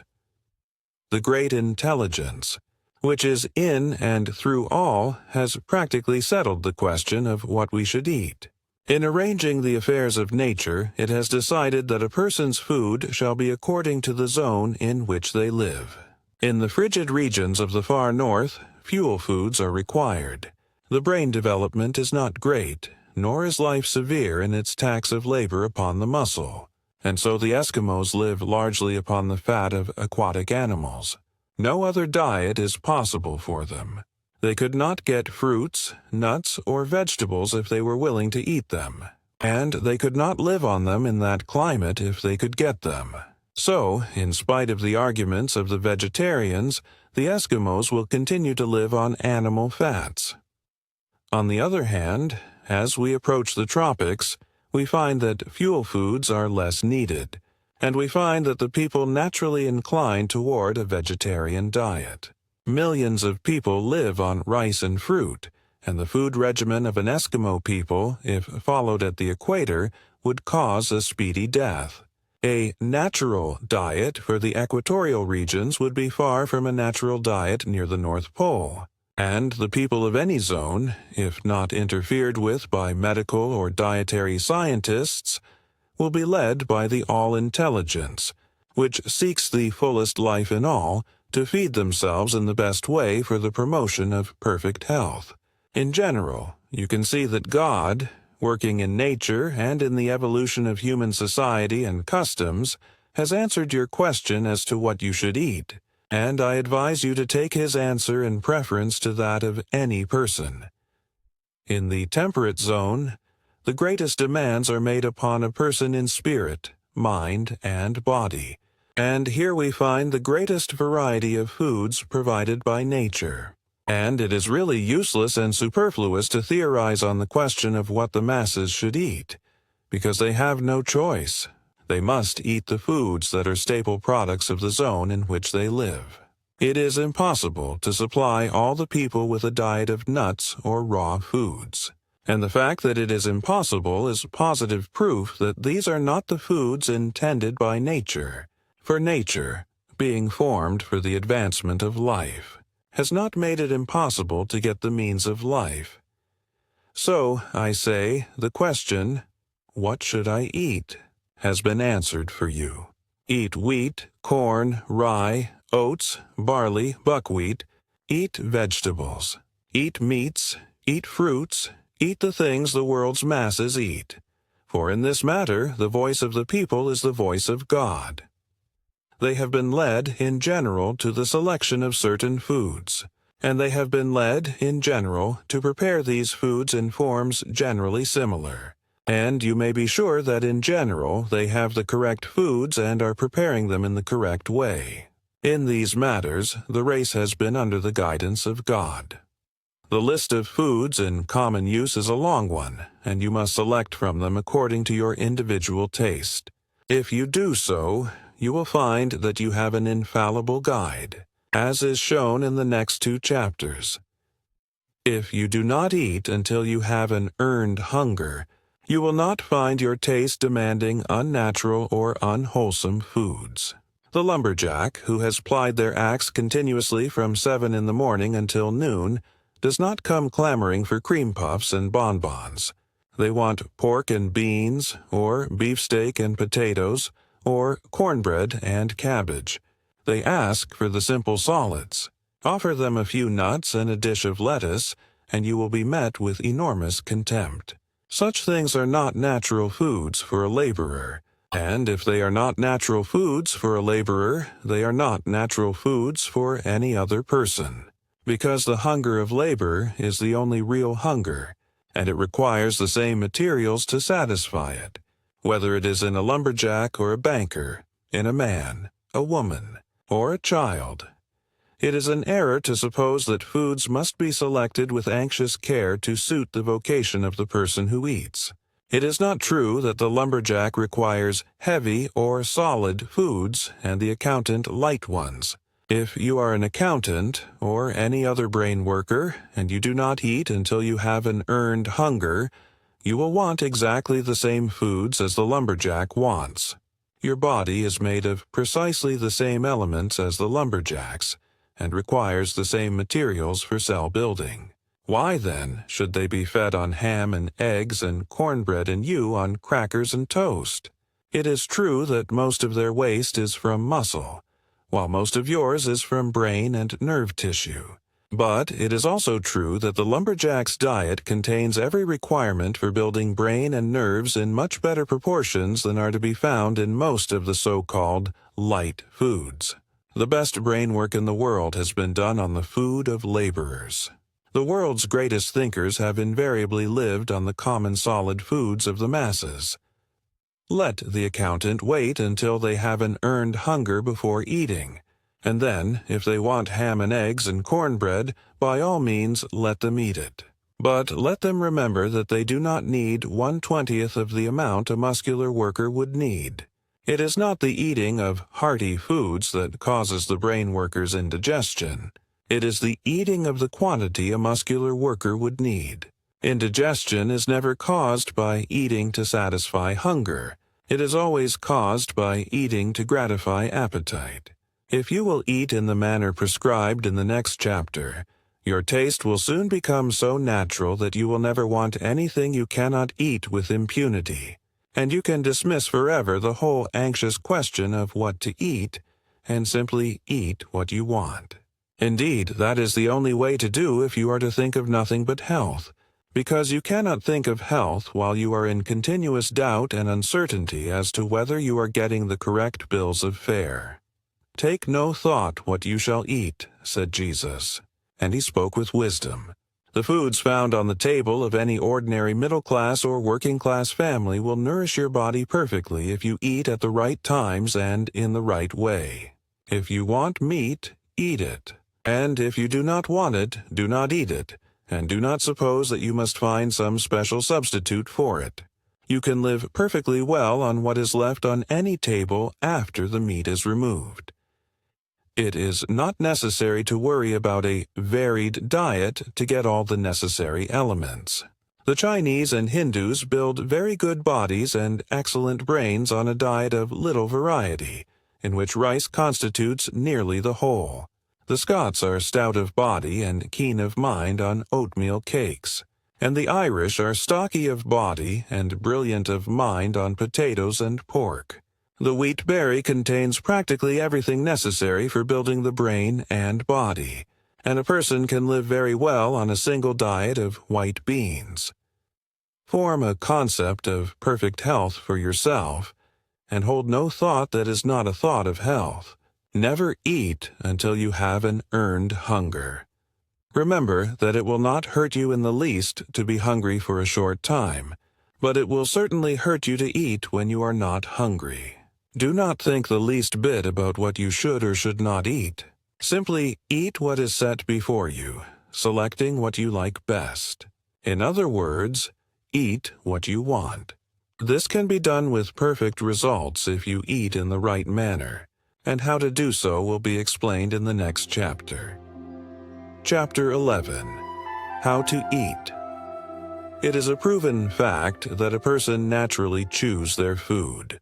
The few fatists who hold that we should bolt our food, in the manner of the dog and other lower animals, can no longer be listened to. We know we must chew our food, and if it is natural for us to chew our food, the more thoroughly we chew it, the more completely natural the process must be. If we chew every mouthful to a liquid, we do not have to worry in the least about what we are to eat, for we can get sufficient nourishment from any ordinary meal.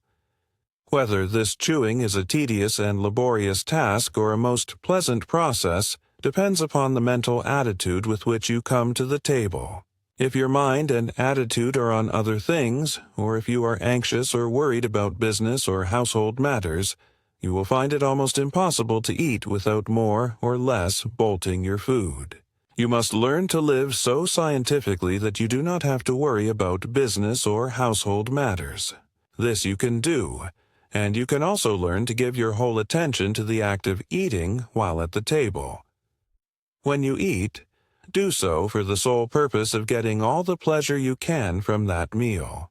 Put everything else out of your mind, and let nothing take your attention from the food and its taste until you are finished. Be in cheerful confidence, for if you follow these instructions, you can know that the food you eat is exactly the right food, and that it will agree with you perfectly. Sit down at the table in cheerful confidence and take a moderate portion of the food. Take what seems to you most desirable. Do not choose a food because you think it will be good for you. Choose what tastes good to you. If you want to get well and keep well, you must abandon the idea of doing things because they are good for your health and do them because you want to do them. Select the food you most desire. Thank God that you have learned to eat it in such a manner that digestion will be perfect, and take a moderate mouthful of it. Do not fix your attention upon the act of chewing. Fix it on the taste of the food, and taste it and enjoy it until it is reduced to a liquid state and passes down your throat by involuntary swallowing. No matter how long it takes, do not think about the time. Think about the taste. Do not let your eyes wander around the table speculating on what you're going to eat next. Do not worry for fear there is not enough, and that you will not get your share of everything. Do not anticipate the taste of the next thing. Keep your mind centered on the taste of what you have in your mouth, and that is all there is to it. Scientific and healthful eating is a delicious process after you have learned how to do it, and after you have overcome the old, bad habit of bolting your food without chewing. It is best not to have too much conversation while eating. Be cheerful, but not talkative. Do your talking afterwards. In most cases, a certain use of the will is required to form the habit of eating correctly. The habit of bolting is unnatural, and it is undoubtedly the result of fear. Fear that our food will be stolen from us. Fear that we shall not get our share of the good things. Fear of losing precious time. These are the causes of hurry. Then there is the anticipation of the dainties to come for dessert, and the consequent desire to get to them as fast as possible. And there is mental abstraction, or thinking about other matters while eating. All these must be overcome. When you find your mind wandering, stop. Think for a moment about the food and how good it tastes, about the perfect digestion and assimilation that is going to follow the meal, and begin again.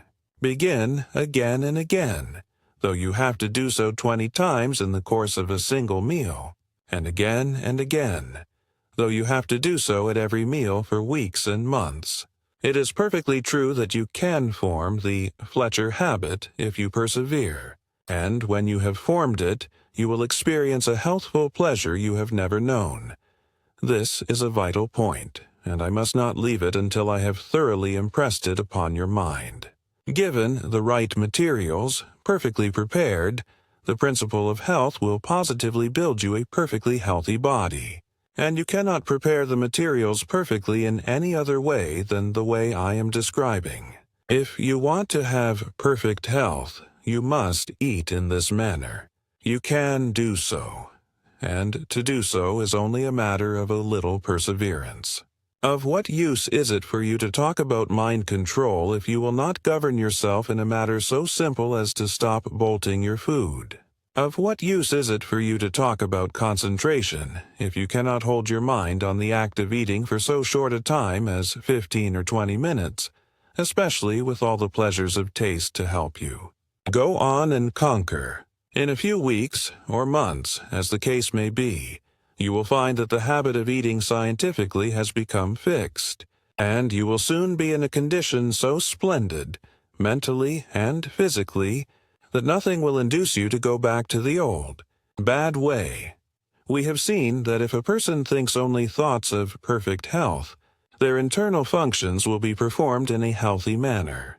And we have seen that to think thoughts of health, a person must perform the voluntary functions in a healthy manner.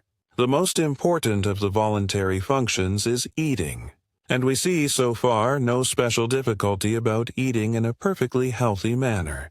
I will now summarize the instructions as to when to eat, what to eat, and how to eat, with the reasons for them. Never eat until you have an earned hunger, no matter how long you go without eating. This is based on the fact that whenever food is needed in the system, if there is power to digest it, the subconscious mind announces the need by the sensation of hunger. Learn to distinguish between genuine hunger and the gnawing and craving sensations caused by unnatural appetite. Hunger is never an unpleasant sensation, accompanied by weakness, faintness, or a gnawing feeling at the stomach. It is a pleasant and anticipatory desire to eat, and it is felt most in the mouth and throat. It does not come at certain hours or at set intervals. It only comes when the subconscious mind is prepared to receive, digest, and assimilate food. Eat the foods you want, making your selection from the staple foods of general use in the zone in which you live.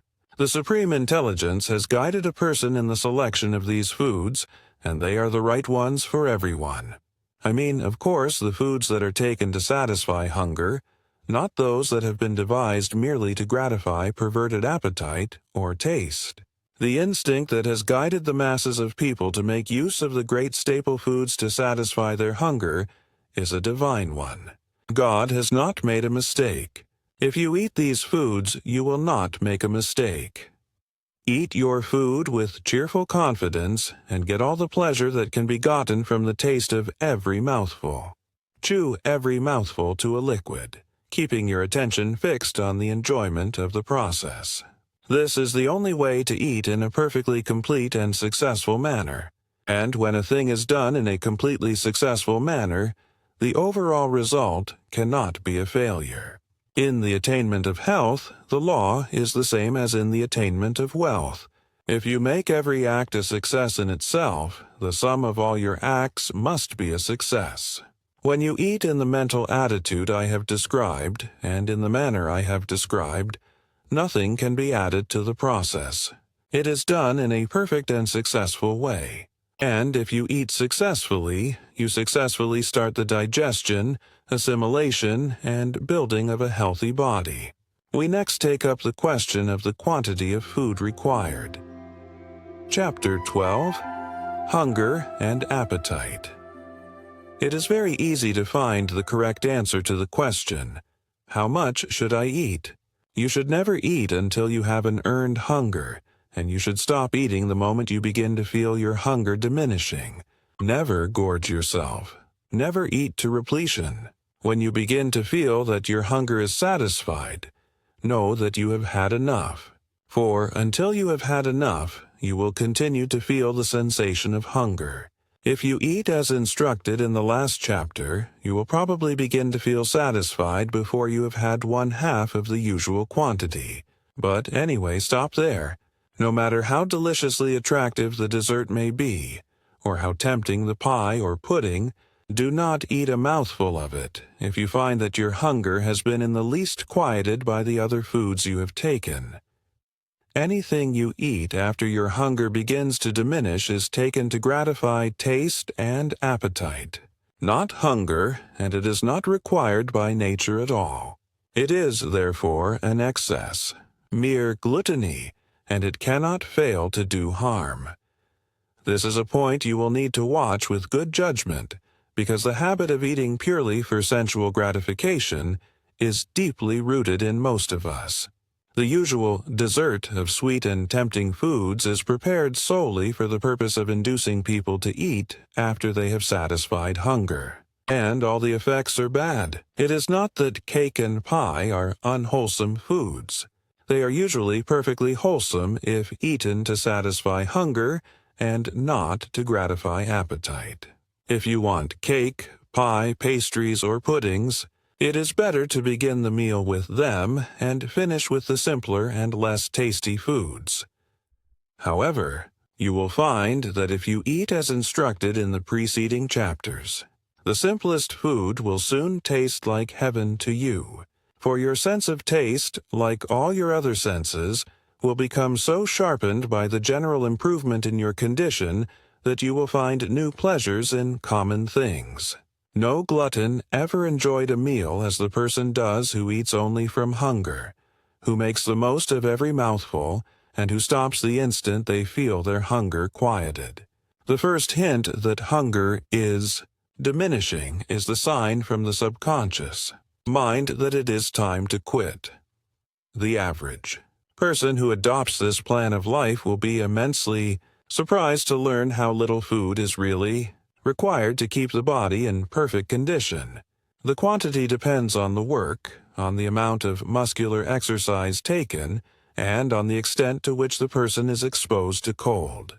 The lumberjack who goes to the woods in winter and swings their axe all day may eat twice as much as you, and have twice as good a right to it. The lumberjack eats enough for two, but the brain worker who sits all day in a chair in a warm room needs not 1/3 and often not 1/10 as much. Most lumberjacks eat 2 or 3 times too much, and most brain workers 3 to 10 times more than nature calls for.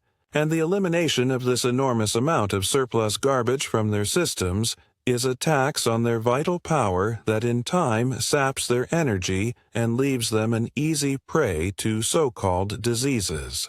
Enjoy the taste of your food as much as you can, but never eat anything merely because it tastes good. And the instant you feel your hunger is less sharp, stop eating. If you will reflect for a moment, you will see that there is no other way to settle these food questions than by adopting the plan here set forth. As to the right time to eat, there is no other way to decide than by saying that you should eat whenever you have an earned hunger. It is a self-evident proposition that that is the right time to eat, and that any other is a wrong time to eat. As to what to eat, eternal wisdom has decided that the masses of people shall eat the staple products of the zones in which they live. The staple foods of your particular zone are the right foods for you, and eternal wisdom, working in and through the minds of the masses of people, has taught them the best way to prepare these foods by cooking and otherwise. And as to how to eat, you know you must chew your food. And if it is to be chewed, reason tells us that the more thorough and perfect the operation, the better. I repeat that success in anything is achieved by making every separate act a success in itself. If you make every action, however small and unimportant, a completely successful action, your daily work as a whole cannot result in failure. If you make the actions of every day successful, the sum total of your life cannot be a failure. A great success is the result of doing a great number of little things and doing each one of them in a perfectly successful way. If every thought is a healthy thought, and if every action of your life is performed in a healthy way, you will soon attain perfect health. It is impossible to devise a way in which you can perform the act of eating more successfully, and in a manner more in accord with the laws of life, than by chewing every mouthful to a liquid, fully enjoying the taste, and maintaining a cheerful confidence all the time. Nothing can be added to make the process more successful, while if anything is subtracted, the process will not be completely healthy. As to the quantity of food, you will also see that there can be no other guide so natural, so sure, and so reliable as the one I have prescribed, to stop eating the instant you feel your hunger begin to diminish. The subconscious mind can be implicitly trusted to inform us when food is needed, and it can also be implicitly trusted to inform us when the need has been met. If all food is eaten from hunger, and no food is taken merely to gratify taste, you will never eat too much. And if you always eat whenever you have an earned hunger, you will always eat enough. By carefully reading the summary in the next chapter, it will be seen that the requirements for perfectly healthy eating are really very few and simple. The matter of drinking in a natural way can be dismissed here with a very few words. If you want to be exact and rigidly scientific, drink nothing but water. Drink only when you are thirsty. Drink whenever you are thirsty, and stop as soon as you feel your thirst begin to yield. But if you live correctly as to eating, it will not be necessary to practice asceticism or great self-denial as to drinking. You can take an occasional cup of weak coffee without harm. You can, in a reasonable measure, follow the customs of those around you. Do not get the soda fountain habit. Do not drink merely to tickle your palate with sweet liquids. Be sure to take a drink of water every time you feel thirsty. Never be too lazy, too indifferent, or too busy to take a drink of water when you feel the least bit thirsty. If you obey this rule, you will have little inclination to take unnatural and strange beverages. Drink only to satisfy thirst. Drink whenever you feel thirsty, and stop drinking as soon as you feel thirst diminishing. That is the perfectly healthy way to supply the body with the liquid material necessary for its internal processes. Chapter 13. In a Nutshell. There is a cosmic life that permeates, penetrates, and fills the interstices of the universe, being in and through all things. This life is not merely a vibration or a form of energy. It is a living substance. All things are made of it. It is the all, and in all. This substance thinks, and it assumes the form of that which it thinks about. The thought of a form in this substance creates the form. The thought of a motion institutes the motion. The visible universe with all its forms and motions exists because it is in the thought of the original substance. A person is a form of the original substance, and they can think original thoughts. And within themselves, a person's thoughts have a controlling or formative power. The thought of a condition produces that condition. The thought of a motion institutes that motion. As long as a person thinks of the conditions and motions of disease, the conditions and motions of disease will exist in them. If a person thinks only of perfect health, the principle of health within them will maintain normal conditions. To be well, a person must form a conception of perfect health and hold thoughts harmonious with that conception in regard to themselves and all things. They must think only of healthy conditions and functioning. They must not permit a thought of unhealthy or abnormal conditions or functioning to be harbored in their mind at any time. To think only of healthy conditions and functioning, a person must perform the voluntary acts of life in a perfectly healthy manner. They cannot think of perfect health while they know they are living in a wrong or unhealthy way, or even while they are in doubt as to whether they are living healthfully or not. A person cannot hold thoughts of perfect health while their voluntary functions are performed in the way of one who is sick. The voluntary functions of life are eating, drinking, breathing, and sleeping. When a person thinks only of healthy conditions and functioning, and performs these external functions in a perfectly healthy manner, they must have perfect health. In eating, a person must learn to be guided by their hunger.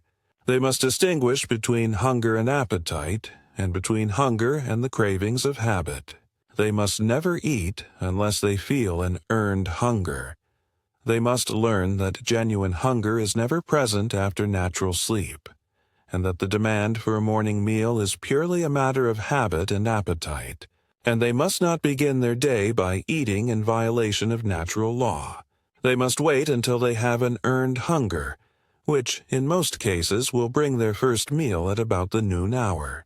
No matter what your condition, vocation, or circumstances, you must make it a rule not to eat until you have an earned hunger. And you may remember that it is much better to fast for several hours after you have become hungry than to eat before you begin to feel hungry. It will not hurt you to be hungry for a few hours, even though you are working hard. But it will hurt you to fill your stomach when you are not hungry, whether you are working or not. If you never eat until you have an earned hunger, you may be certain that, so far as the time of eating is concerned, you are proceeding in a perfectly healthy manner. This is a self-evident proposition. As to what to eat, a person must be guided by that intelligence which has arranged that the inhabitants of any portion of the earth's surface shall live upon the staple products of the zone they inhabit. Have faith in God, and disregard the food science of every sort. Pay not the slightest attention to the controversies as to the relative merits of cooked and uncooked foods, of vegetables and meats, or as to your need for carbohydrates and proteins.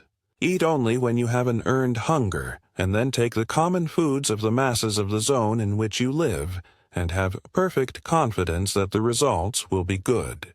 They will be. Do not seek luxuries, or things imported or arranged to tempt the taste. Stick to the simple solids. And when these do not taste good, fast until they do.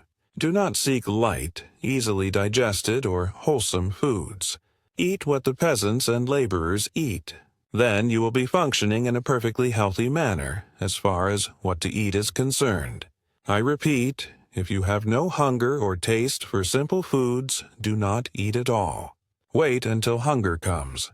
Do not eat until the simplest food tastes good to you, and then begin the meal with what you like best. To decide how to eat, a person must be guided by reason. We can see that the abnormal states of hurry and worry brought on by wrong thinking about business and similar things have led us to form the habit of eating too fast and chewing too little. Reason tells us that food must be chewed, and that the more thoroughly it is chewed, the better it is prepared for the chemistry of digestion. Furthermore, we can see that the person who eats slowly and chews their food to a liquid, keeping their mind on the process and giving it their whole attention, will enjoy more pleasure from the taste than they will who bolts their food with their mind on something else. To eat in a perfectly healthy manner, a person must concentrate their attention on the act, with cheerful enjoyment and confidence. They must taste their food, and they must reduce every mouthful to a liquid before swallowing it. The above instructions, if followed, make the function of eating completely perfect. Nothing can be added as to what, when, and how. As to the quantity of food, a person must be guided by the same internal intelligence, or principle of health, that tells them when they want to eat. They must stop eating the moment they feel hunger diminishing. They must not eat past this point to gratify taste. If they stop eating the instant the internal demand for food ceases, they will never eat too much, and the function of supplying the body with food will be performed in a perfectly healthy manner. The matter of eating naturally is very simple. There is nothing in all the above that cannot be easily practiced by anyone. This method, put into practice, will infallibly result in perfect digestion and assimilation, and all anxiety and careful thought concerning the matter can be immediately dismissed from the mind. Whenever you have an earned hunger, you eat with thankfulness what is set before you, chewing every mouthful to a liquid, and stopping when you feel the edge taken off your hunger. The importance of the mental attitude is sufficient to warrant an additional word. While eating, as at all other times, think only of healthy conditions and normal functioning. Enjoy what you eat. If you hold a conversation at the table, talk about the goodness of the food and the pleasure it is giving you. Never mention that you do not like this or that. Talk only about the things you do like. Never discuss the wholesomeness or unwholesomeness of foods. Never mention or think of unwholesomeness. If there is anything on the table you do not care for, pass it by in silence or with a word of praise. Never criticize or object to anything. Eat with cheerfulness and with simplicity of heart, praising God and giving thanks. Let your watchword be perseverance. Every time you fall into the old habit of hurried eating or of wrong thinking and talking, pull yourself up and begin again. It is of vital importance to you that you become a self-controlled and self-directed person. and you cannot expect to become one unless you can master yourself in a matter so simple and fundamental as the manner and method of eating. If you cannot control yourself in this, you cannot control yourself in anything worthwhile. On the other hand, if you carry out the above instructions, you can rest in the assurance that so far as thinking and eating correctly are concerned, you are living in a perfectly scientific way. And you can also be certain that if you practice what is prescribed in the following chapters, you will quickly build your body into a condition of perfect health. Chapter 14. Breathing. The function of breathing is vital and concerns the continuation of life immediately. We can live many hours without sleep and many days without food or drink, but only a few minutes without breathing.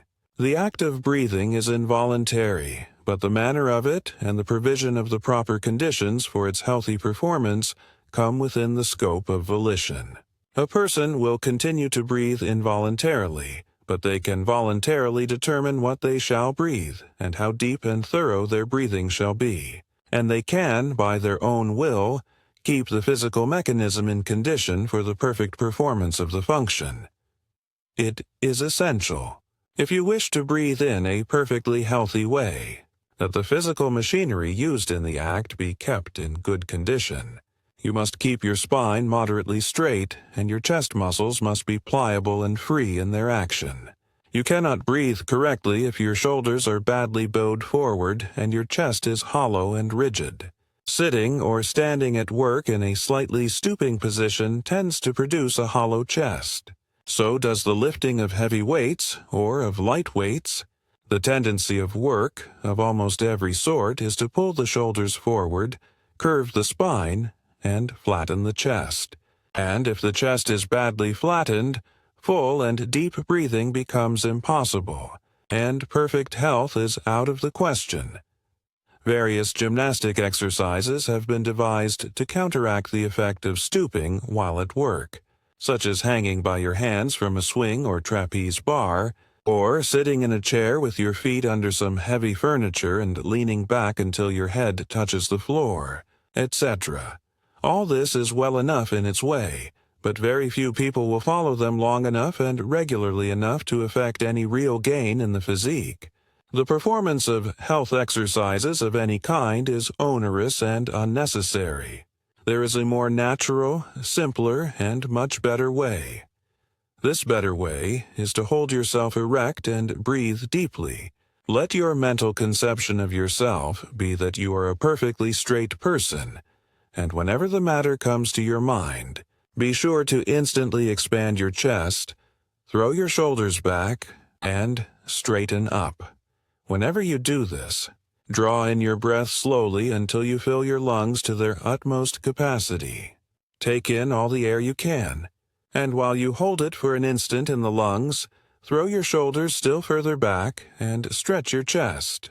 At the same time, try to pull your spine forward between your shoulders. Then let the air out with ease. This is a great exercise for keeping the chest full, pliable, and in good condition. Straighten up. Fill the lungs completely. Stretch your chest and straighten your spine, and exhale with ease. And this exercise you must repeat in season and out of season, at all times and in all places, until you form the habit of doing it. You can easily do so. Whenever you go out into the fresh, pure air, breathe. When you are at work and you think of yourself and your position, breathe. When you are in company and you remember the matter, breathe. When you are awake in the night, breathe. No matter where you are or what you are doing, whenever the idea comes to your mind, straighten up and breathe. If you walk to and from your work, do the exercise all the way. It will soon become a pleasure to you. You will keep it up, not for the sake of health, but as a matter of pleasure. Do not look upon it as a health exercise. Never do health exercises or do gymnastics to get well. To do so is to recognize disease as a present fact or as a possibility, which is precisely what you must not do. People who are always doing exercises for their health are always thinking about being sick. It should be a matter of pride with you to keep your spine straight and strong, just as much as it is to keep your face clean. Keep your spine straight and your chest full and pliable for the same reason that you keep your hands clean and your nails trimmed, because it is slovenly to do otherwise. Do so without a thought of disease, present or possible. You must either be crooked and unsightly, or you must be straight. And if you are straight, your breathing will take care of itself. More will be said on the subject of health exercises in a later chapter. It is essential, however, that you breathe AIR. It seems to be nature's intention that the lungs shall be given air containing its regular percentage of oxygen, and not greatly contaminated by other gases or by dirt of any sort. Do not permit yourself to think that you are compelled to live or work where the air is unfit to breathe. If your house cannot be well ventilated, move. And if you are employed where the air is bad, get another job. You can do so by practicing the methods given in the former volume of this series. The Science of Getting Rich. If no one would consent to work in bad air, employers would quickly see that all workrooms were properly ventilated. The worst air is that from which the oxygen has been exhausted by breathing, such as that in churches and theaters where crowds congregate and the air outlet and supply are deficient. Next is air containing other gases besides oxygen and hydrogen, such as sewer gas and the effluvia from decaying things. Air heavily charged with dust or particles of organic matter can be better endured than either of these. Small particles of organic matter that are not food are generally expelled from the lungs, but gases go to the blood. I speak advisedly when I say that are not food. Air is in a great measure a food. It is the most alive thing we take into the body. Every breath carries millions of microbes, many of which are assimilated. The odors of the earth, the grass, the tree, the flower, the plant, and of cooked foods are foods in themselves. They are minute particles of the substances from which they come, and they are often so attenuated as to pass directly from the lungs into the blood, and are assimilated without digestion. And the atmosphere is permeated with the one original substance, which is life itself. Consciously acknowledge this every time you think of your breathing, and think that you are breathing in life. You are really doing so, and the conscious acknowledgement helps the process. See that you do not breathe air containing poisonous gases, and do not breathe over again the air that has been used by you or others. That is all there is to be done about breathing correctly. Keep your spine straight and your chest pliable and breathe pure air, acknowledging with thankfulness the fact that you breathe in eternal life. That is not difficult. And beyond these things, think little of your breathing, except to thank God that you have learned to do it perfectly. Chapter 15. Sleep. Vital force is renewed in sleep. Every living thing sleeps. Men, animals, reptiles, fish, and insects sleep, and even plants have regular sleeping periods.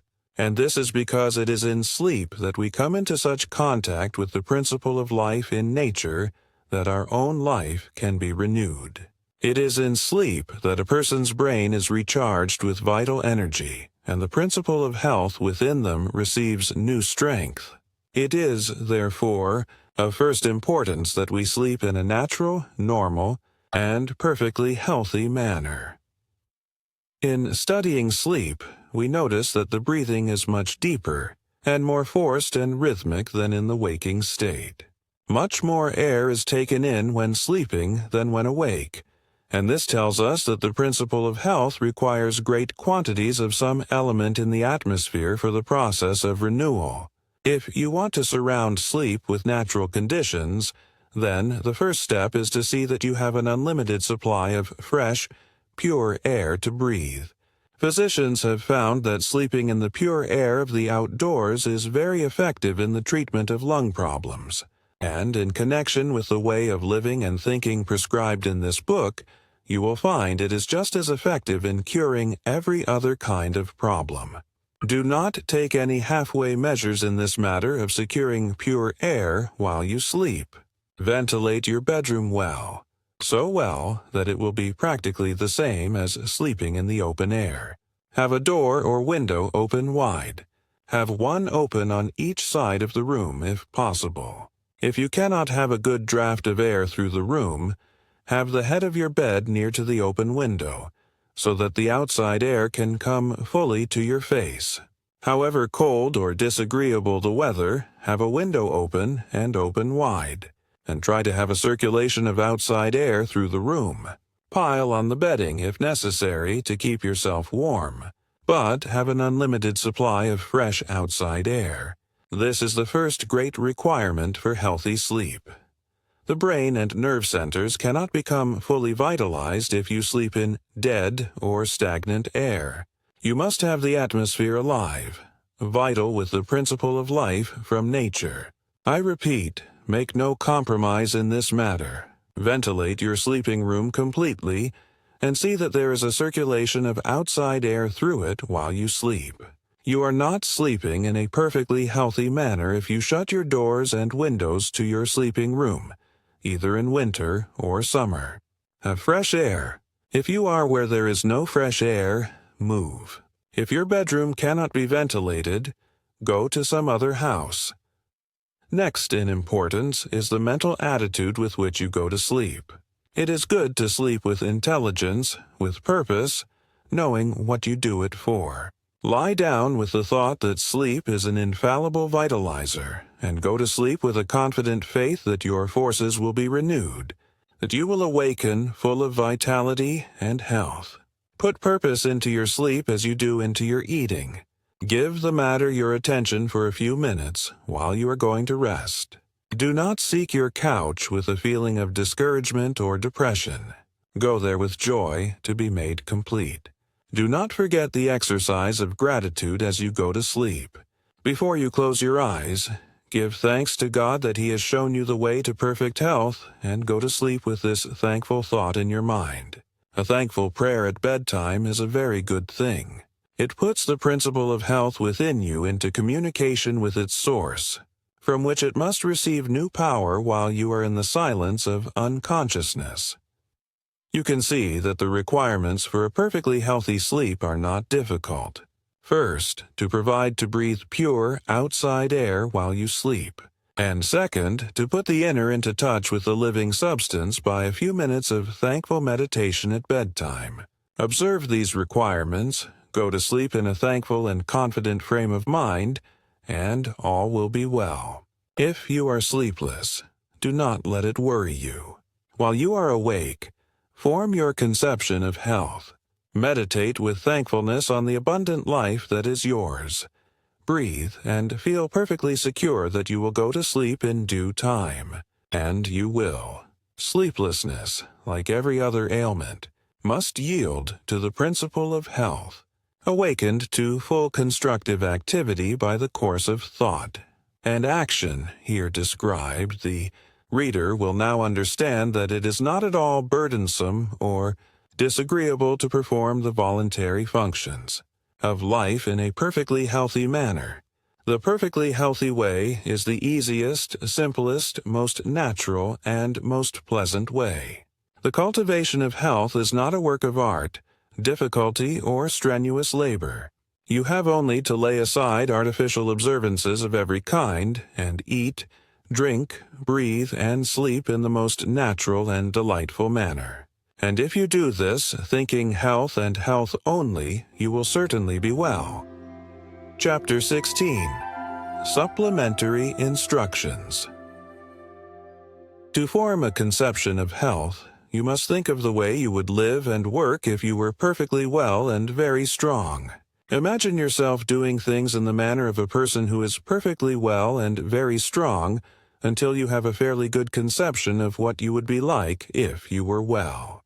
Then, adopt a mental and physical attitude in harmony with this conception, and do not depart from this attitude. You must unify your thought with the thing you want, and whatever state or condition you unify yourself with in thought will soon unify itself with you in the body. The scientific way is to break relations with all that you do not want, and to enter into relation with all that you do want. Form a conception of perfect health and relate yourself to this conception in word, act, and attitude. Be careful of your speech. Make every word harmonize with the conception of perfect health. Never complain. Never say such things as these. I did not sleep well last night. I have a pain in my side. I don't feel at all well today, etc. Say, I feel like I will sleep well tonight. I am making rapid progress, and things of similar meaning. As far as everything related to sickness is concerned, your way is to forget it. And as far as everything related to health is concerned, your way is to unify yourself with it in thought and in word. This is all in a nutshell. Make yourself one with health in thought, word, and action, and do not connect yourself with disease by either thought, word, or action. Do not read doctor books or medical literature, or the literature of those whose theories conflict with those here laid down. To do so will certainly undermine your faith in the way of life you have entered, and cause you to enter into mental relations with disease again. This book truly gives you all that is required. Nothing essential has been left out, and practically everything superfluous has been weeded out. The science of well-being is an exact science, like arithmetic. You cannot add anything to the fundamental principles, and if you take anything from them, you will produce a failure. If you will strictly follow the way of living prescribed in this book, you will be well. And you certainly can follow this way in both thought and action. Relate not only yourself, but as far as possible everyone else in your thoughts to perfect health. Do not pity people when they complain, or even when they are sick and suffering. Turn their thoughts into a constructive channel if you can. Do everything you can for their relief, but do it with the thought of health in your mind. Do not permit them to tell you their woes and catalog their symptoms. Turn the conversation to some other subject or excuse yourself and go. It is better for you to be considered an unfeeling person than to have sick or perverted thought forced upon you. When you are in the company of people whose conversation centers on sickness and related matters, ignore what they tell you and say a silent prayer of gratitude for your perfect health. And if that does not enable you to turn their thoughts away, excuse yourself and leave. No matter what they think or say, courtesy does not demand that you allow yourself to be poisoned by sick or perverted thought. When we have a few 100,000 more enlightened thinkers who will not stay where people complain and talk of disease, the world will make rapid headway toward health. When you let people talk disease to you, you are helping them to increase and multiply disease. What shall I do when I have a pain? Can one be in actual physical suffering and still think only of health?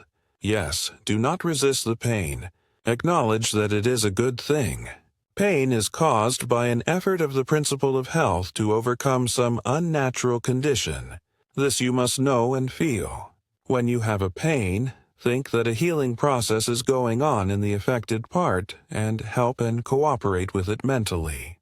Put yourself in full mental harmony with the power that is causing the pain. Aid it. Help it. Do not hesitate when necessary to use hot fomentations and similar means to aid the good work that is being done. If the pain is severe, lie down and give your mind to the work of quietly and easily cooperating with the force that is working for your good. This is the time to exercise gratitude and faith. Be thankful for the power of health that is causing the pain, and be certain that the pain will cease as soon as the good work is done. Fix your thoughts, with confidence, on the principle of health that is creating such conditions within you that pain will soon be unnecessary. You will be surprised to find how easily you can overcome pain. And after you have lived for a time in this scientific way, pains and aches will be things unknown to you, What shall I do when I am too weak for my work? Shall I force myself beyond my strength, trusting that God will uphold me? Shall I keep on, like the runner, expecting a second wind? No, you had better not. When you begin to live in this way, you will probably not have normal strength, and you will pass gradually from a low physical condition to a higher one. If you relate yourself mentally to health and strength, and perform the voluntary functions of life in a perfectly healthy manner, your strength will increase from day to day. But for a time, you may have days when your strength is insufficient for the work you would like to do. At such times, rest and take an exercise in gratitude. Acknowledge the fact that your strength is rapidly growing, and feel a deep thankfulness to the living one from whom it comes. Give an hour of weakness to thanksgiving and rest, with full faith that great strength is near, and then rise and go on. While you are resting, do not think about your present weakness. Think about the coming strength. Never, at any time, permit yourself to think that you are yielding to weakness. When you rest, as when you go to sleep, fix your mind upon the principle of health that is building you up into complete strength. What shall I do about that great problem that frightens millions of people every year? Constipation. Do nothing. Read Horace Fletcher in The ABC of Our Own Nutrition, and get the full force of his explanation of the fact that when you live on this scientific plan you do not need, and in fact cannot, have a daily evacuation of the bowels, and that an operation of once in 3 days to once in 2 weeks is quite enough for perfect health. The gross feeders who eat 3 to 10 times more than can be used in their systems have a great quantity of waste to eliminate. But if you live in the way we have described, it will be otherwise with you. If you eat only when you have an earned hunger, and chew every mouthful to a liquid, and if you stop eating the moment you begin to be conscious of a diminution of your hunger, you will prepare your food so perfectly for digestion and assimilation that practically all of it will be absorbed by the absorbents, and there will be little, almost nothing, left in the intestines to be excreted. If you are able to entirely banish from your memory all you have read in the doctor books and in patent medicine advertisements in relation to constipation, you need not think about the matter further. The principle of health will take care of it. But if your mind has become filled with thoughts of fear in relation to constipation, it may be well at first for you to occasionally wash out the colon with warm water. There is not the slightest need for doing so, except to aid the process of your mental emancipation from fear. It may be worth doing for that. And as soon as you see that you are making good progress, and have reduced your amount of food, and are really eating in the scientific way, dismiss constipation from your mind forever. You have nothing more to do with it. Put your confidence in that principle which is within you and has the power to give you perfect health. Relate it by your reverent gratitude to the principle of life that is all power, and go on your way rejoicing. And what about exercise?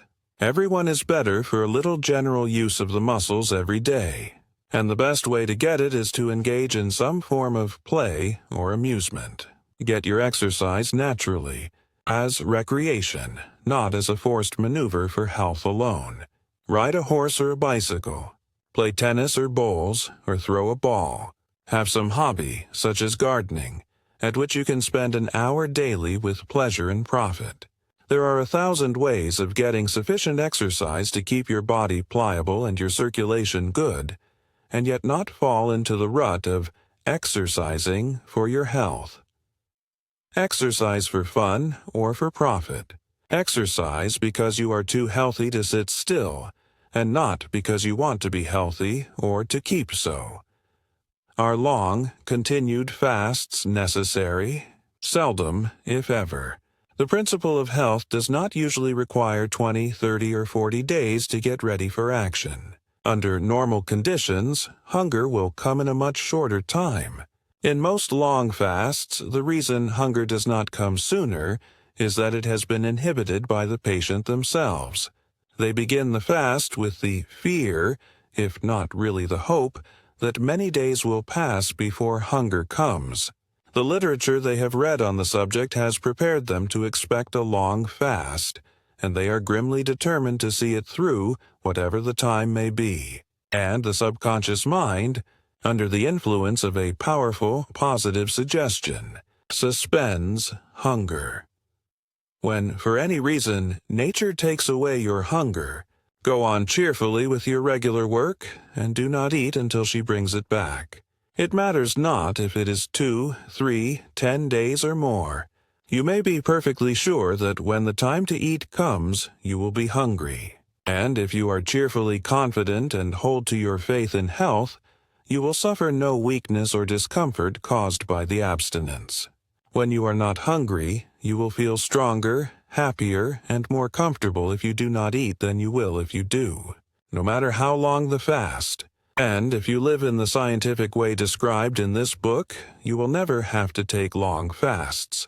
You will seldom miss a meal, and you will enjoy your meals more than you ever did in your life. Have an earned hunger before you eat, and whenever you have an earned hunger, eat. Chapter 17. Summary of the Science of Well-Being. Health is a perfectly natural functioning, a normal life. There is a principle of life in the universe. It is the living substance of which all things are made. This living substance permeates, penetrates, and fills the spaces of the universe. In its invisible state, it is in and through all forms, and yet all forms are made of it. To illustrate, suppose a very fine and highly diffusive watery vapor permeates and penetrates a block of ice. The ice is made of living water and is living water in form, while the vapor is also living water without form, permeating a form made of itself. This illustration will explain how the living substance permeates all forms made from it. All life comes from it. It is all the life there is. This universal substance is a thinking substance, and it takes the form of its thought. The thought of a form held by it creates the form, and the thought of a motion causes the motion. It cannot cease to think, and so it is always creating, and it must move toward a fuller and more complete expression of itself. This means toward more complete life and more perfect functioning, and that means toward perfect health. The power of the living substance must be always exerted toward perfect health. It is a force in all things that makes for perfect functioning. All things are permeated with a health-making power. A person can relate themselves to this power and ally themselves with it. They can also separate themselves from it in their thoughts. A person is a form of this living substance, and has within them a principle of health.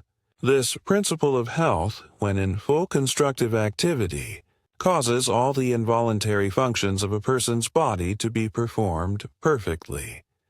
A person is a thinking substance, which permeates a visible body, and the processes of their body are controlled by their thought. When a person thinks only thoughts of perfect health, the internal processes of their body will be those of perfect health. A person's first step toward perfect health must be the formation of a conception of themselves as perfectly well, and as doing all things in the form and manner of a perfectly well person. This conception having been formed, they must relate themselves to it in all their thoughts, and cut off all thought relations with sickness and weakness. If a person does this, and thinks their thoughts of health with a positive faith, they will cause the principle of health within them to become constructively active and heal all their diseases. They can receive additional power from the universal principle of life by means of faith, and they can acquire faith by looking to this principle of life with reverent gratitude for the health it gives. If a person consciously accepts the health that is continually being given to them by the living substance, and is duly thankful for it, they will develop faith. A person cannot think only of perfect health unless they perform the voluntary functions of life in a perfectly healthy manner. These voluntary functions are eating, drinking, breathing, and sleeping. If a person thinks only health, has faith in health, and eats, drinks, breathes, and sleeps in a perfectly healthy way, they must have perfect health. Health is the result of thinking and acting in a certain way, and if a sick person begins to think and act in this way, the principle of health in them will enter into constructive activity and cure all their diseases. This principle of health is the same in all, and is related to the principle of life of the universe. It is capable of curing every disease, and will enter into activity whenever a person thinks and acts in accordance with the science of well-being. Therefore, every person can attain perfect health. Thank you for listening to this audiobook to the end. If you enjoyed the content, we invite you to leave a like and subscribe to the channel. This way, you won't miss our next publications.